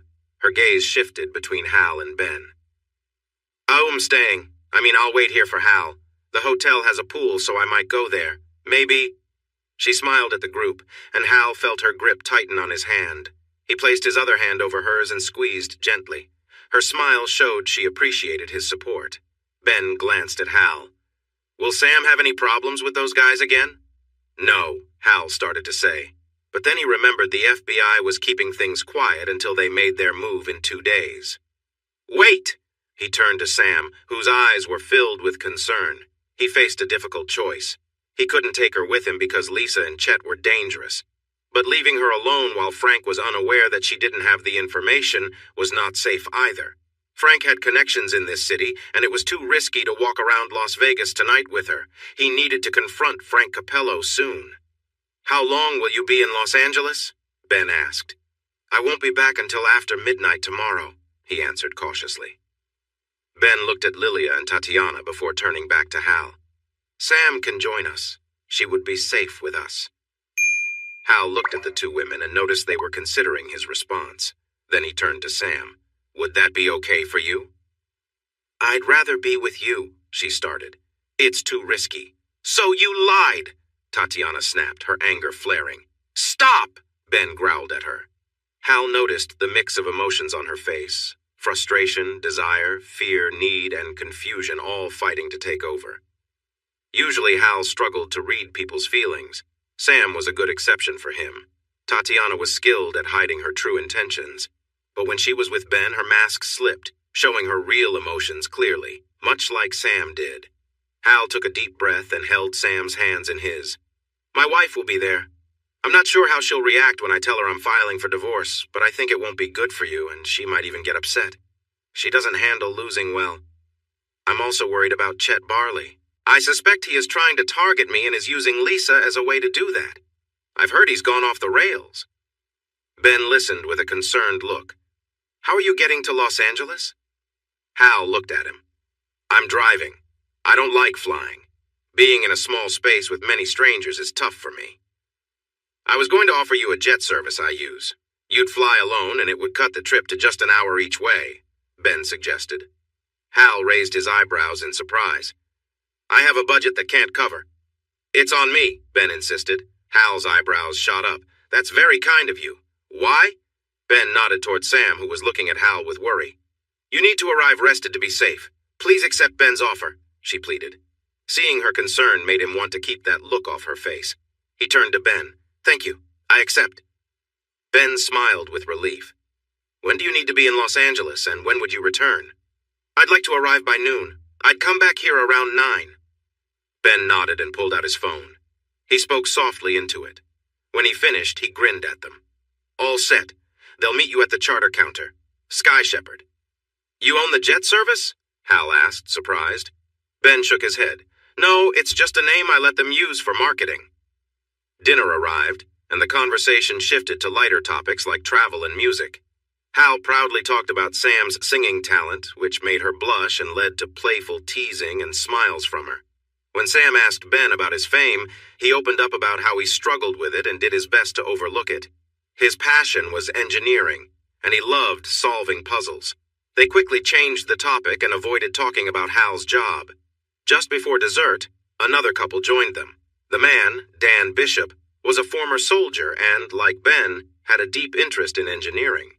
He was also attending the conference. His wife, Willow, was very beautiful, and Hal noticed right away that she reminded him of Sam. She also seemed to have faced challenges in life. He felt a thought trying to surface, but pushed it aside with a frown. Dan caught his eye, and Hal nodded slightly while taking Sam's hand. Dan was clearly protective of Willow, but accepted Hal's nod as a friendly gesture. After dinner, Ben encouraged Evelyn to come downstairs with them. While they only had coffee, tea, and spring water, they found a small bar where customers could sing on stage, similar to a karaoke show. After some persuasion, they got Sam to sing.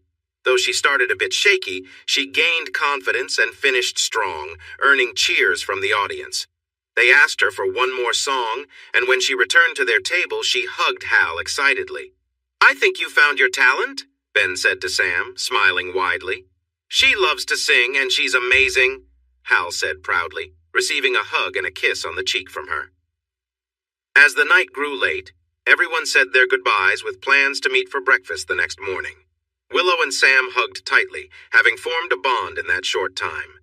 Hal led Sam into their room, and she went straight to the window to look at the view. Thank you so much for bringing me here, Hal, she sighed, gazing at the lights below. When I get home, I'll have to thank Eve for insisting I give you a ride to Erie, Hal chuckled. Sam turned to him, looking a bit sad. Can we not talk about going home? That place never made me feel as happy as this does. He nodded. I'm sorry, I didn't mean to bring that up. You're right. Aside from that brief moment when we faced trouble, being here really has been wonderful. Sam laughed softly at his attempt to make things lighter. She moved closer, placing her hands on his shoulders while leaning in slightly. He looked down, then raised an eyebrow, which made her giggle again. She pressed a little harder. I want to show you how much I appreciate you protecting me from those bad people, she said with a sweet pout. I want that too, but we need to wait until tomorrow night, he sighed. Can I kiss you? He leaned forward and their lips met softly, making him lose himself in the moment. When she pulled away, she noticed his dreamy look and smiled, happy to see they both felt good. Hal felt a warm feeling rushing through him and knew he had to stop now, or he might lose control. He wanted to face Lisa tomorrow, feeling he hadn't gone too far. Yes, he had kissed Sam, and they were special kisses. Yet his mind wandered to the times he had caught Lisa with other men, her lipstick on them, and worse things he wished to forget.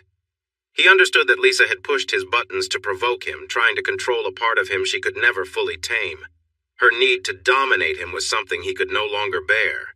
If she kept it up, he might do something he would regret, and that wasn't a path he wanted to take, no matter how manipulative she had been. Lisa didn't see that the part of him she wanted to control couldn't be reasoned with and wasn't capable of feeling empathy.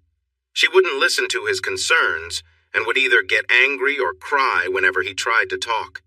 He couldn't live like that anymore. He knew he didn't deserve to feel that way and wished for a little happiness in his life now that he had tasted it. Soft hands touched his face, and he was surprised to feel moisture there. Were they tears? He focused back on the moment and saw Sam's kind eyes looking at him. There you are. You seemed lost in thought. Were those thoughts sad? She asked. He loved her hands on his face. No, they're tears of happiness. I'm finally feeling happy after so long. She made a gentle sound, then kissed him softly, and he savored the tender moment. After pulling back, he hugged her tightly. When he let her go, she smiled brightly, her cheeks glowing. He led her to the bathroom and they brushed their teeth together.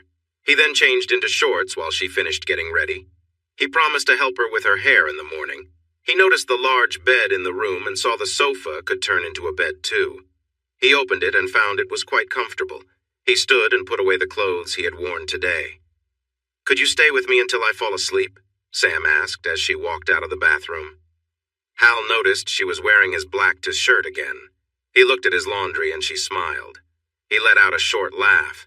She noticed the sofa bed was open and looked at him hopefully. Just for a little while? He smiled and nodded, brightening her face. She hurried to the bed and got under the blankets. He lay down beside her and she cuddled up against his side.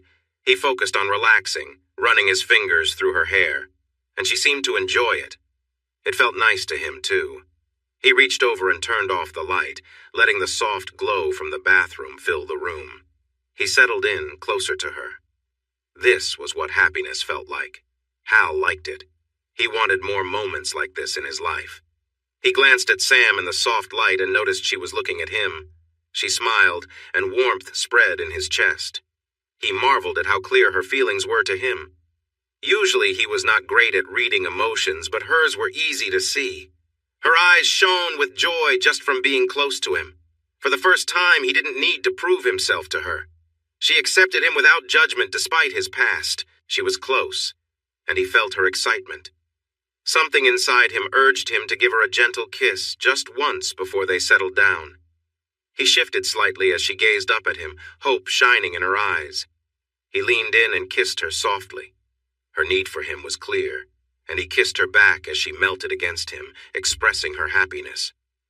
Hal's feelings for her grew stronger, and he ran his fingers through her hair. She gasped, and they shared a tender moment. He adjusted his position, but realized she was tangled in the blankets. In an instant, he jumped up, pulled down the sheets, and climbed back on the bed beside her. Her arms wrapped around him, and she hugged him tightly. They fit together perfectly, and both felt a delightful connection. Sam's hands moved to Hal's back, and she noticed some scars. She pulled back from their kiss to look at him. "Does it hurt when I touch your back?" she asked gently. He saw her worry and shook his head, but then he wondered if the scars bothered her. Her response was to kiss him again and bring her hands around him. She pulled back slightly, surprised. "Oh my God, Hal!" Hal and Sam shared a warm, playful moment together. She laughed, lightly teasing him as they enjoyed each other's closeness, both happy to be together. He smiled, appreciating her enthusiasm and warmth. They shared an affectionate kiss, with her laughter and soft touch filling him with joy. He pulled her close, holding her as they exchanged whispers and quiet laughter, feeling a deep connection in the calm and comfortable space they'd created. Hal's focus remained on her happiness, savoring the simple closeness they shared in that moment. After a while, they settled down, content and relaxed. The two lay together, holding each other in silence, simply enjoying each other's presence as they drifted into sleep, both feeling a sense of peace and togetherness. It felt wonderful to him, but Sam was starting to lose her focus. She wasn't pushing him away, so he became more assertive, and it felt even better. Sam, you feel so good, he said between his movements. She didn't seem able to respond and just held on to him. He thought she might be feeling even better because of the way she was shaking. He was reaching his own limit. She was holding on to him tighter and tighter, and he was moving faster and faster. "Sam, I'm almost there. How are you doing?" "Now! Do it!" she shouted, and he was surprised by how loud she was. His body reacted to her command, and he quickened his pace, their bodies coming together until everything around them faded away. "My God, Sam!" he exclaimed as he felt a rush of warmth. She rested her lips on his neck and trembled quietly. They held on to each other, enjoying the moment and their connection. Hal had never felt anything so deep emotionally. When they finally caught their breath, Hal gently kissed Sam's cheeks, nose, and forehead. She looked up at him, worn out but happy, and smiled softly. "What was that for?" she asked quietly. Hal struggled to put his feelings into words. It was all new to him, a place he had never been before. He just smiled and shook his head. She laughed lightly, letting her legs slide down to the bed. That sent ripples of pleasure through both of them, and they gasped from the intensity. "No more. I'm done for tonight. That was too amazing," she said weakly. He chuckled softly and carefully pulled away from her. She took a quick breath, then relaxed. He shifted to lie next to her, admiring her sweet face. To be honest, he couldn't help but look at her for a moment, enjoying the chance. Eventually, he noticed her breathing slow down. He quietly got up and covered her with a sheet. Not wanting to leave just yet, he lay back down beside her to watch her sleep. Now that he could think clearly, he felt regret for what had happened. He felt like he had lost his ground with Lisa. He had been unfaithful while married. Could he claim he was better than her after what he just did? He thought about it until he realized one important difference.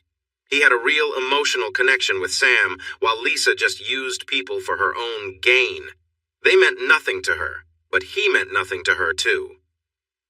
Hal sat in a cozy chair in the lobby of the hotel where Lisa was staying, up the street from the Los Angeles Convention Center.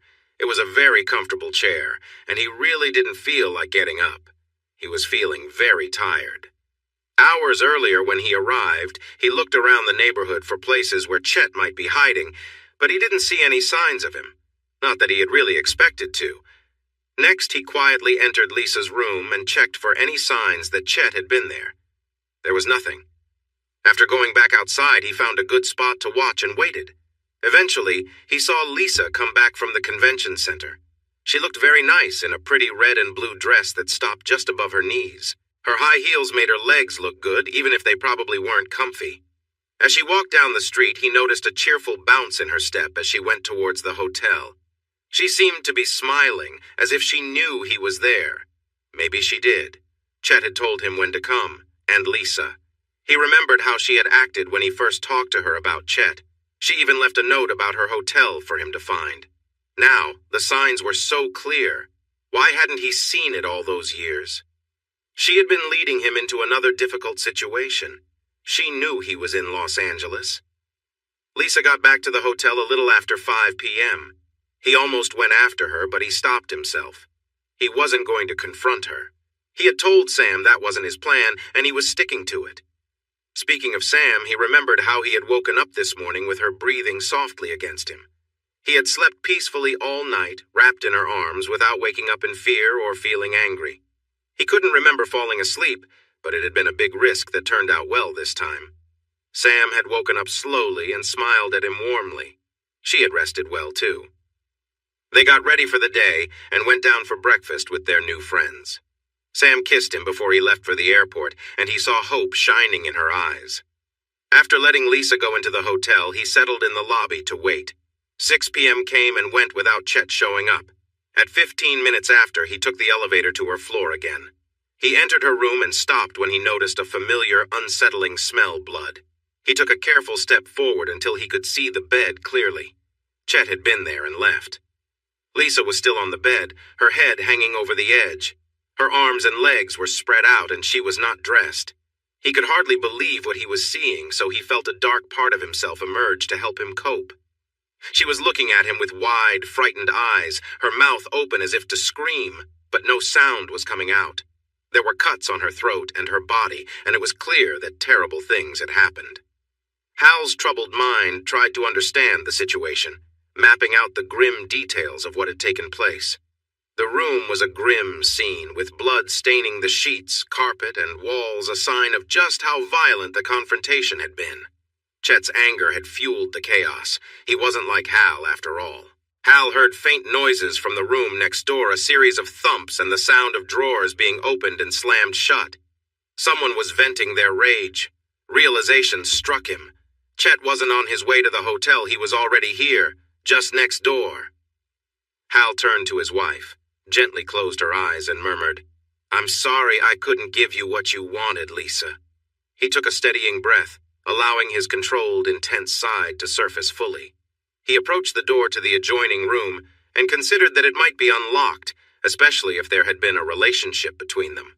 Quietly, he slid the door open and stepped through. Chet reacted instantly, raising a large weapon and firing as Hal also squeezed the trigger. Hal felt a powerful impact in his chest, throwing him back down the hall until he crashed into the door. His gun slipped from his hands and he slumped to the floor, struggling for breath. He couldn't see Chet, but he could hear him, muttering with frustration. "You're pretty fast for an old man, Hal." Despite his struggle to breathe, Hal managed to ask, "Lisa?" Chet responded with a sigh. "Didn't plan on it going that far, but she really got to me." He paused. "Why, do this?" Hal panted. "Can't you figure it out?" Chet sneered. "You were the top-ranked agent, and I was always right behind you. I'm not satisfied with being second place. I wanted to be the best." Slowly, Chet came into view, though he was clearly in pain, struggling with a wounded shoulder.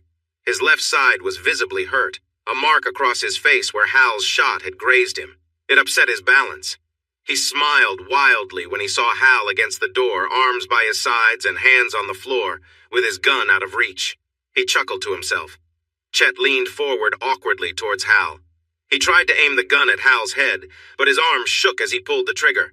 A part of the door shattered near Hal's head, prompting him to lean to the side.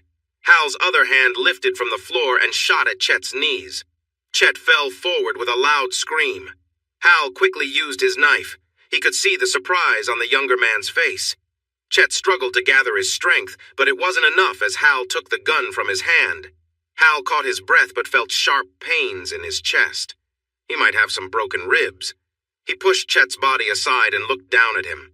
He felt a dark urge rise and acted on it. Staring into the dying man's eyes, Hal turned his knife to finish the job. He felt a grim satisfaction seeing fear in Chet's gaze as life slipped away. He wiped the knife on Chet's shirt. Carefully standing up, he pulled out his phone and called his contact. "Report!" "I found Chet," Hal said, trying to breathe. "He's dead," the man replied with a sigh. It wasn't a question. "He killed Lisa because I didn't arrive when she expected. When I got here, he tried to kill me," Hal explained. There was a pause. "Why were you late? You're usually very punctual." The man sounded worried. He didn't like changes in Hal's routine. "I was on time, just not when she thought I would be. I came to talk about a divorce, not confront her about anything else. I never expected he would hurt her." Hal felt lightheaded, having trouble breathing. He might have internal injuries. He told Carl the hotel name, the floor, and the room numbers, then ended the call. He walked down the hall and picked up his other gun. He reloaded both weapons and tucked them into hidden pockets on his pants. He looked through Chet's luggage and took a shirt and a hoodie. He changed out of his torn shirt and the 2 protective vests he wore. The extra layers had saved him, but the impact from the bullet still hurt his ribs. Chet's shirt was a bit loose and the hoodie was bulky, but at least he wasn't covered in blood anymore. He left the room and headed to the lobby. As he rode the elevator down, his breathing grew shallower. He was in trouble. As he walked through the lobby, his mind was filled with the bright smile of a lovely woman. He longed to see that smile just one more time. That's when his handler found him, sitting in a chair, struggling to breathe. Sam hurried through the hospital halls, her heart racing. She couldn't focus on anything but what was ahead of her, and the pounding of her heart drowned out everything else. When Hal missed his flight home, the pilot called Ben to see if he should wait. That's when panic set in. Hal had been shot. That was all Sergeant Kilcade managed to learn from the person Hal always called. Upon hearing this, the sergeant mobilized the resources of the U.S. Army to find out which hospital Hal had been taken to. They said goodbye to Dan and Willow, and then Ben arranged a private jet to fly them all from Las Vegas to Los Angeles. She was amazed by his kindness, but his 2 bodyguards simply told her that Ben promised to help her until Hal returned. He took his promises seriously. They had a police escort to the hospital, though even Ben didn't know where that came from. Still, she felt thankful. They met the man on the phone named Carl, who told them Hal was still in surgery. He had been wearing a vest, so the bullet didn't penetrate too deeply, but it was a large bullet that broke some ribs and caused some damage. It was critical. That morning, she woke up in the waiting room, resting against Ben's shoulder. He woke her to share that someone had finally come to tell them Hal had been moved to a recovery room earlier that night. He provided the room number, and she hurried to find him. When she finally found the right room, she rushed inside and saw Hal resting against pillows. She stopped herself from jumping into his arms, and instead stepped closer to the bed and brushed his hair back gently. He had a tube delivering air to him. Her touch seemed to wake him up, and his eyes slowly opened. She remembered his rule. "Hal, it's Sam. How are you doing?" "I've felt better," he replied while taking a breath. "I've felt worse." His gaze wandered around the room. "Where am I?" "A hospital in Los Angeles. Can you tell me what happened?" she asked. He closed his eyes for a moment. "I probably shouldn't," he said. Then his eyes opened again. "But I can share a little. The man my wife chose to be with took her life. He's the one who shot me." Sam gasped, her hands flying to her mouth in surprise.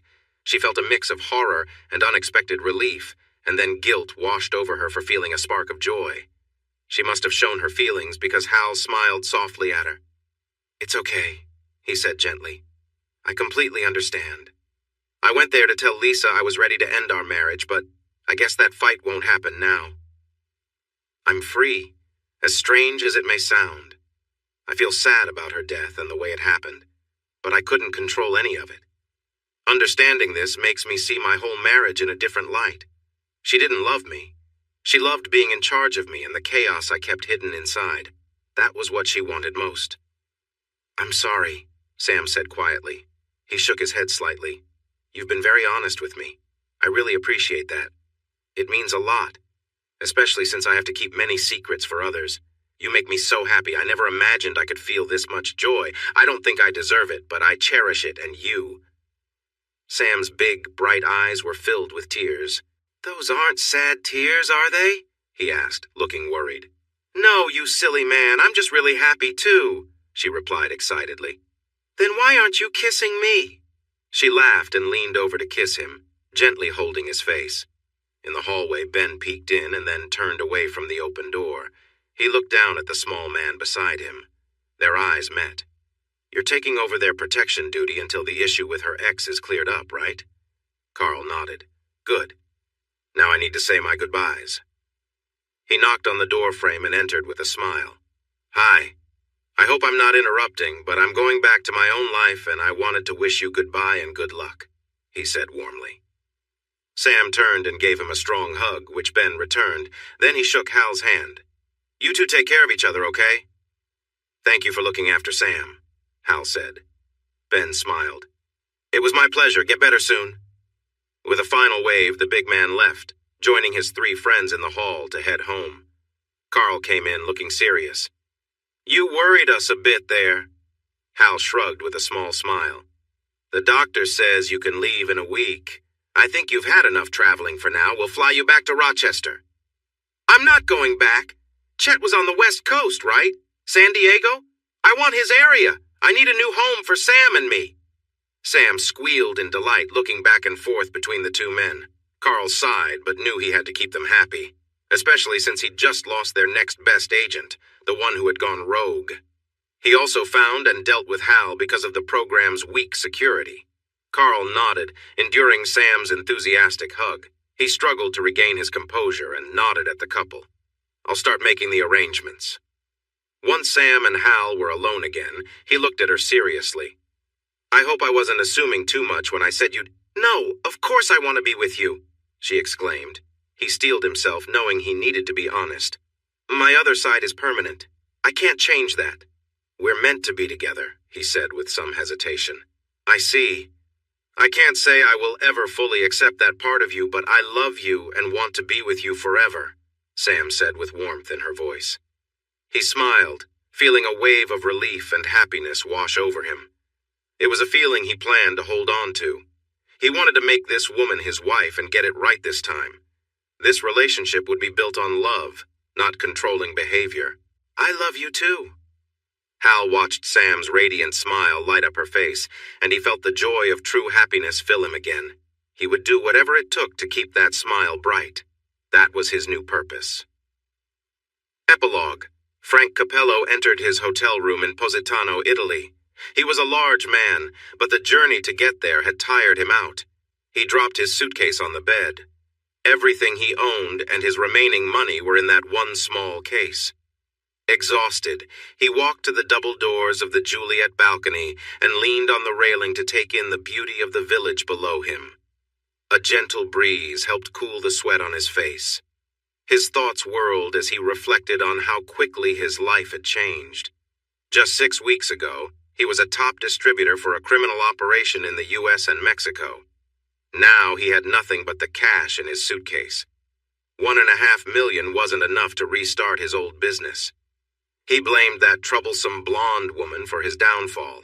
He had to pull many strings to free himself from the mess his business had become.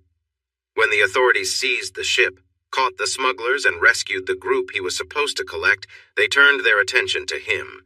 He had no choice but to leave everything behind and escape. Now he would have to begin again. He still had some connections who wanted to help him, so once he built a new base with their assistance, he could start earning again. Once he found some stability, he would deal with his unfinished issues with Sam. He allowed himself a small smile. Then he sensed someone behind him, and before he could turn around, he felt something sharp at his neck. He froze. The discomfort was intense, and he leaned forward slightly, trying to relieve the pressure. He quickly realized that movement only made things worse, so he stood still. "What do you want?" Frank managed to say, trying to stay calm. The discomfort grew stronger as he wondered which of his enemies had found him. He thought he had planned his escape perfectly. The man behind Frank seemed very skilled. "What do I want?" Frank felt a strong fear when he heard the quiet, emotionless voice behind him. Nothing. Panic took over Frank. He looked down and saw how far he could fall, realizing it could be fatal if the knife didn't end his life first. "Look! You can take the money in the suitcase! Please don't hurt me!" He started to breathe heavily from fear as the knife pressed a bit harder against him. "He said I could have you. For Sam." Frank's heart raced as he heard that name. Sam? She sent this person after him? Memories flooded his mind of all the hurtful things he had done to Sam. The weight of his past actions hit him hard as he realized he was in serious danger. With a swift movement, the knife pierced his neck, leaving him weak. Frank couldn't cry out as he collapsed forward over the railing, falling 30 feet to the ground below. A passing bus happened to drive over him as he fell. When the tourists from China rushed off the bus, some paused to take photos. A few pointed their cameras at the open balcony, but there was nothing to see, just curtains blowing gently in the wind. Inside, the room was quiet and empty, except for an open suitcase on the bed where an unusual assortment of items lay scattered. The police would certainly find this case puzzling. Sam felt a wonderful tingling sensation throughout her body. It was as if her skin was glowing. She had just spent the day at a beautiful spa, enjoying every moment of relaxation. First, she had a full body massage that melted away all her tension. Then came a facial, making her feel younger and refreshed. Next, she had her nails done, sporting a lovely shade of pink with sparkles. Afterward, they washed and trimmed her hair just a bit because Hal preferred it long. As an extra treat, she had a wax treatment, leaving her feeling smooth and ready for Hal's return. The entire day felt like a dream, something she had always wished for but never thought would actually happen. She certainly never expected to enjoy this luxury at a high-end spa in Positano, Italy. So far, Italy was stunning, and it was the first stamp in her new passport. Sam had been by Hal's side, caring for him as he recovered from his injuries back in Los Angeles. He healed very quickly, and they spent their recovery time at a nice hotel while Hal's helper, Carl, prepared their new life on the West Coast. Hal surprised her with a passport, arranged by Carl, and first-class tickets for a flight to Naples, Italy. Hal seemed excited to get there and wasted no time driving a rental car to the beautiful village of Positano. Then he checked them into a lovely hotel. After a delightful dinner on a patio overlooking the sea, they collapsed onto their bed, too tired for much else but hugging. She felt amazed by how fast everything was happening. Hal promised they would take things slower the next day. This morning, he surprised her again with a spa reservation just for her, explaining that he didn't like strangers touching him. She had a wonderful day and couldn't wait to get back to their room to see Hal. The thought of him brought a warm feeling to her. Hal was such a refreshing change from Frank.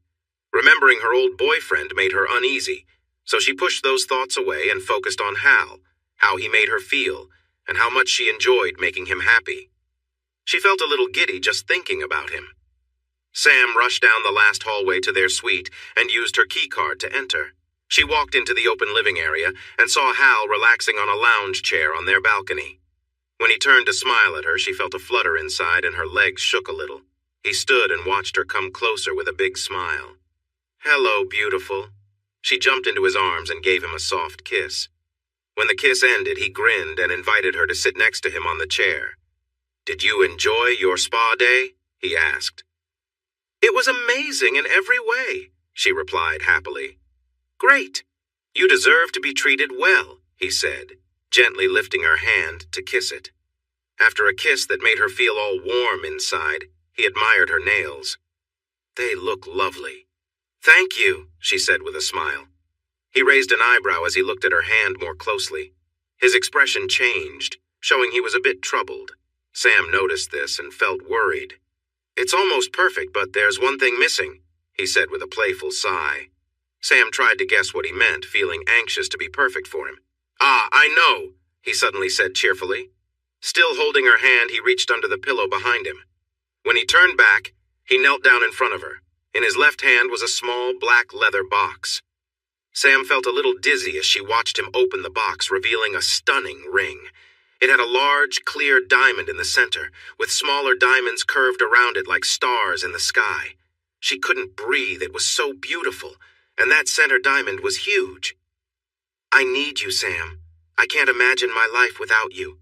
You bring meaning and balance to my days, and those are important for my happiness. I promise to always do my best to keep you happy and safe as we grow old together. Will you marry me?" She was speechless as she looked into Hal's hopeful eyes. She quickly nodded and a big, relieved smile spread across his face. He took the ring from the box and gently placed it on her finger, which surprisingly had no other rings. It fit perfectly. "Oh my gosh, Hal," she exclaimed, staring at the beautiful diamonds on her finger.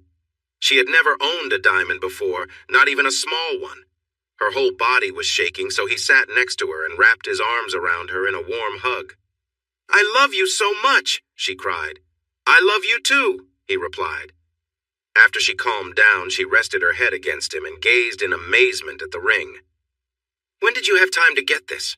she asked, still in shock. He shrugged lightly. "While you were at the spa, I took a walk and did some shopping."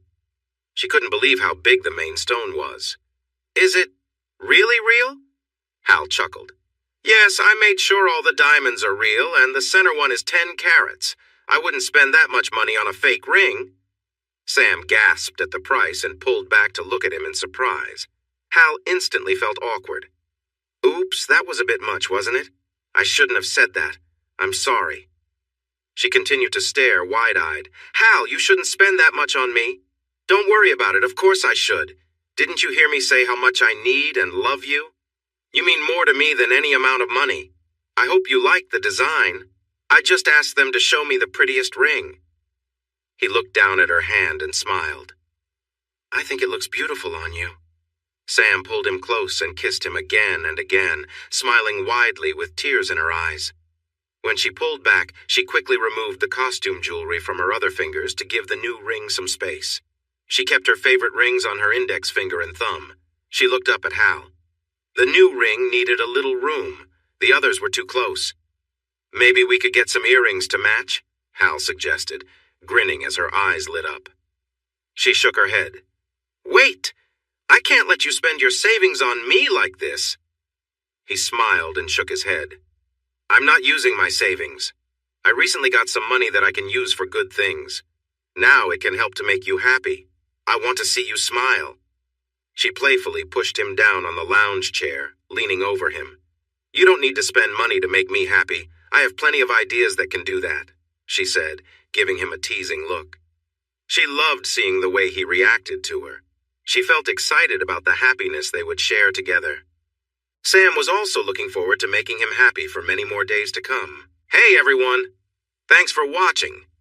Don't forget to subscribe and turn on notifications so you won't miss any of the exciting stories we have coming up. What do you think about the characters in this story? Let us know in the comments. We'd love to hear from you.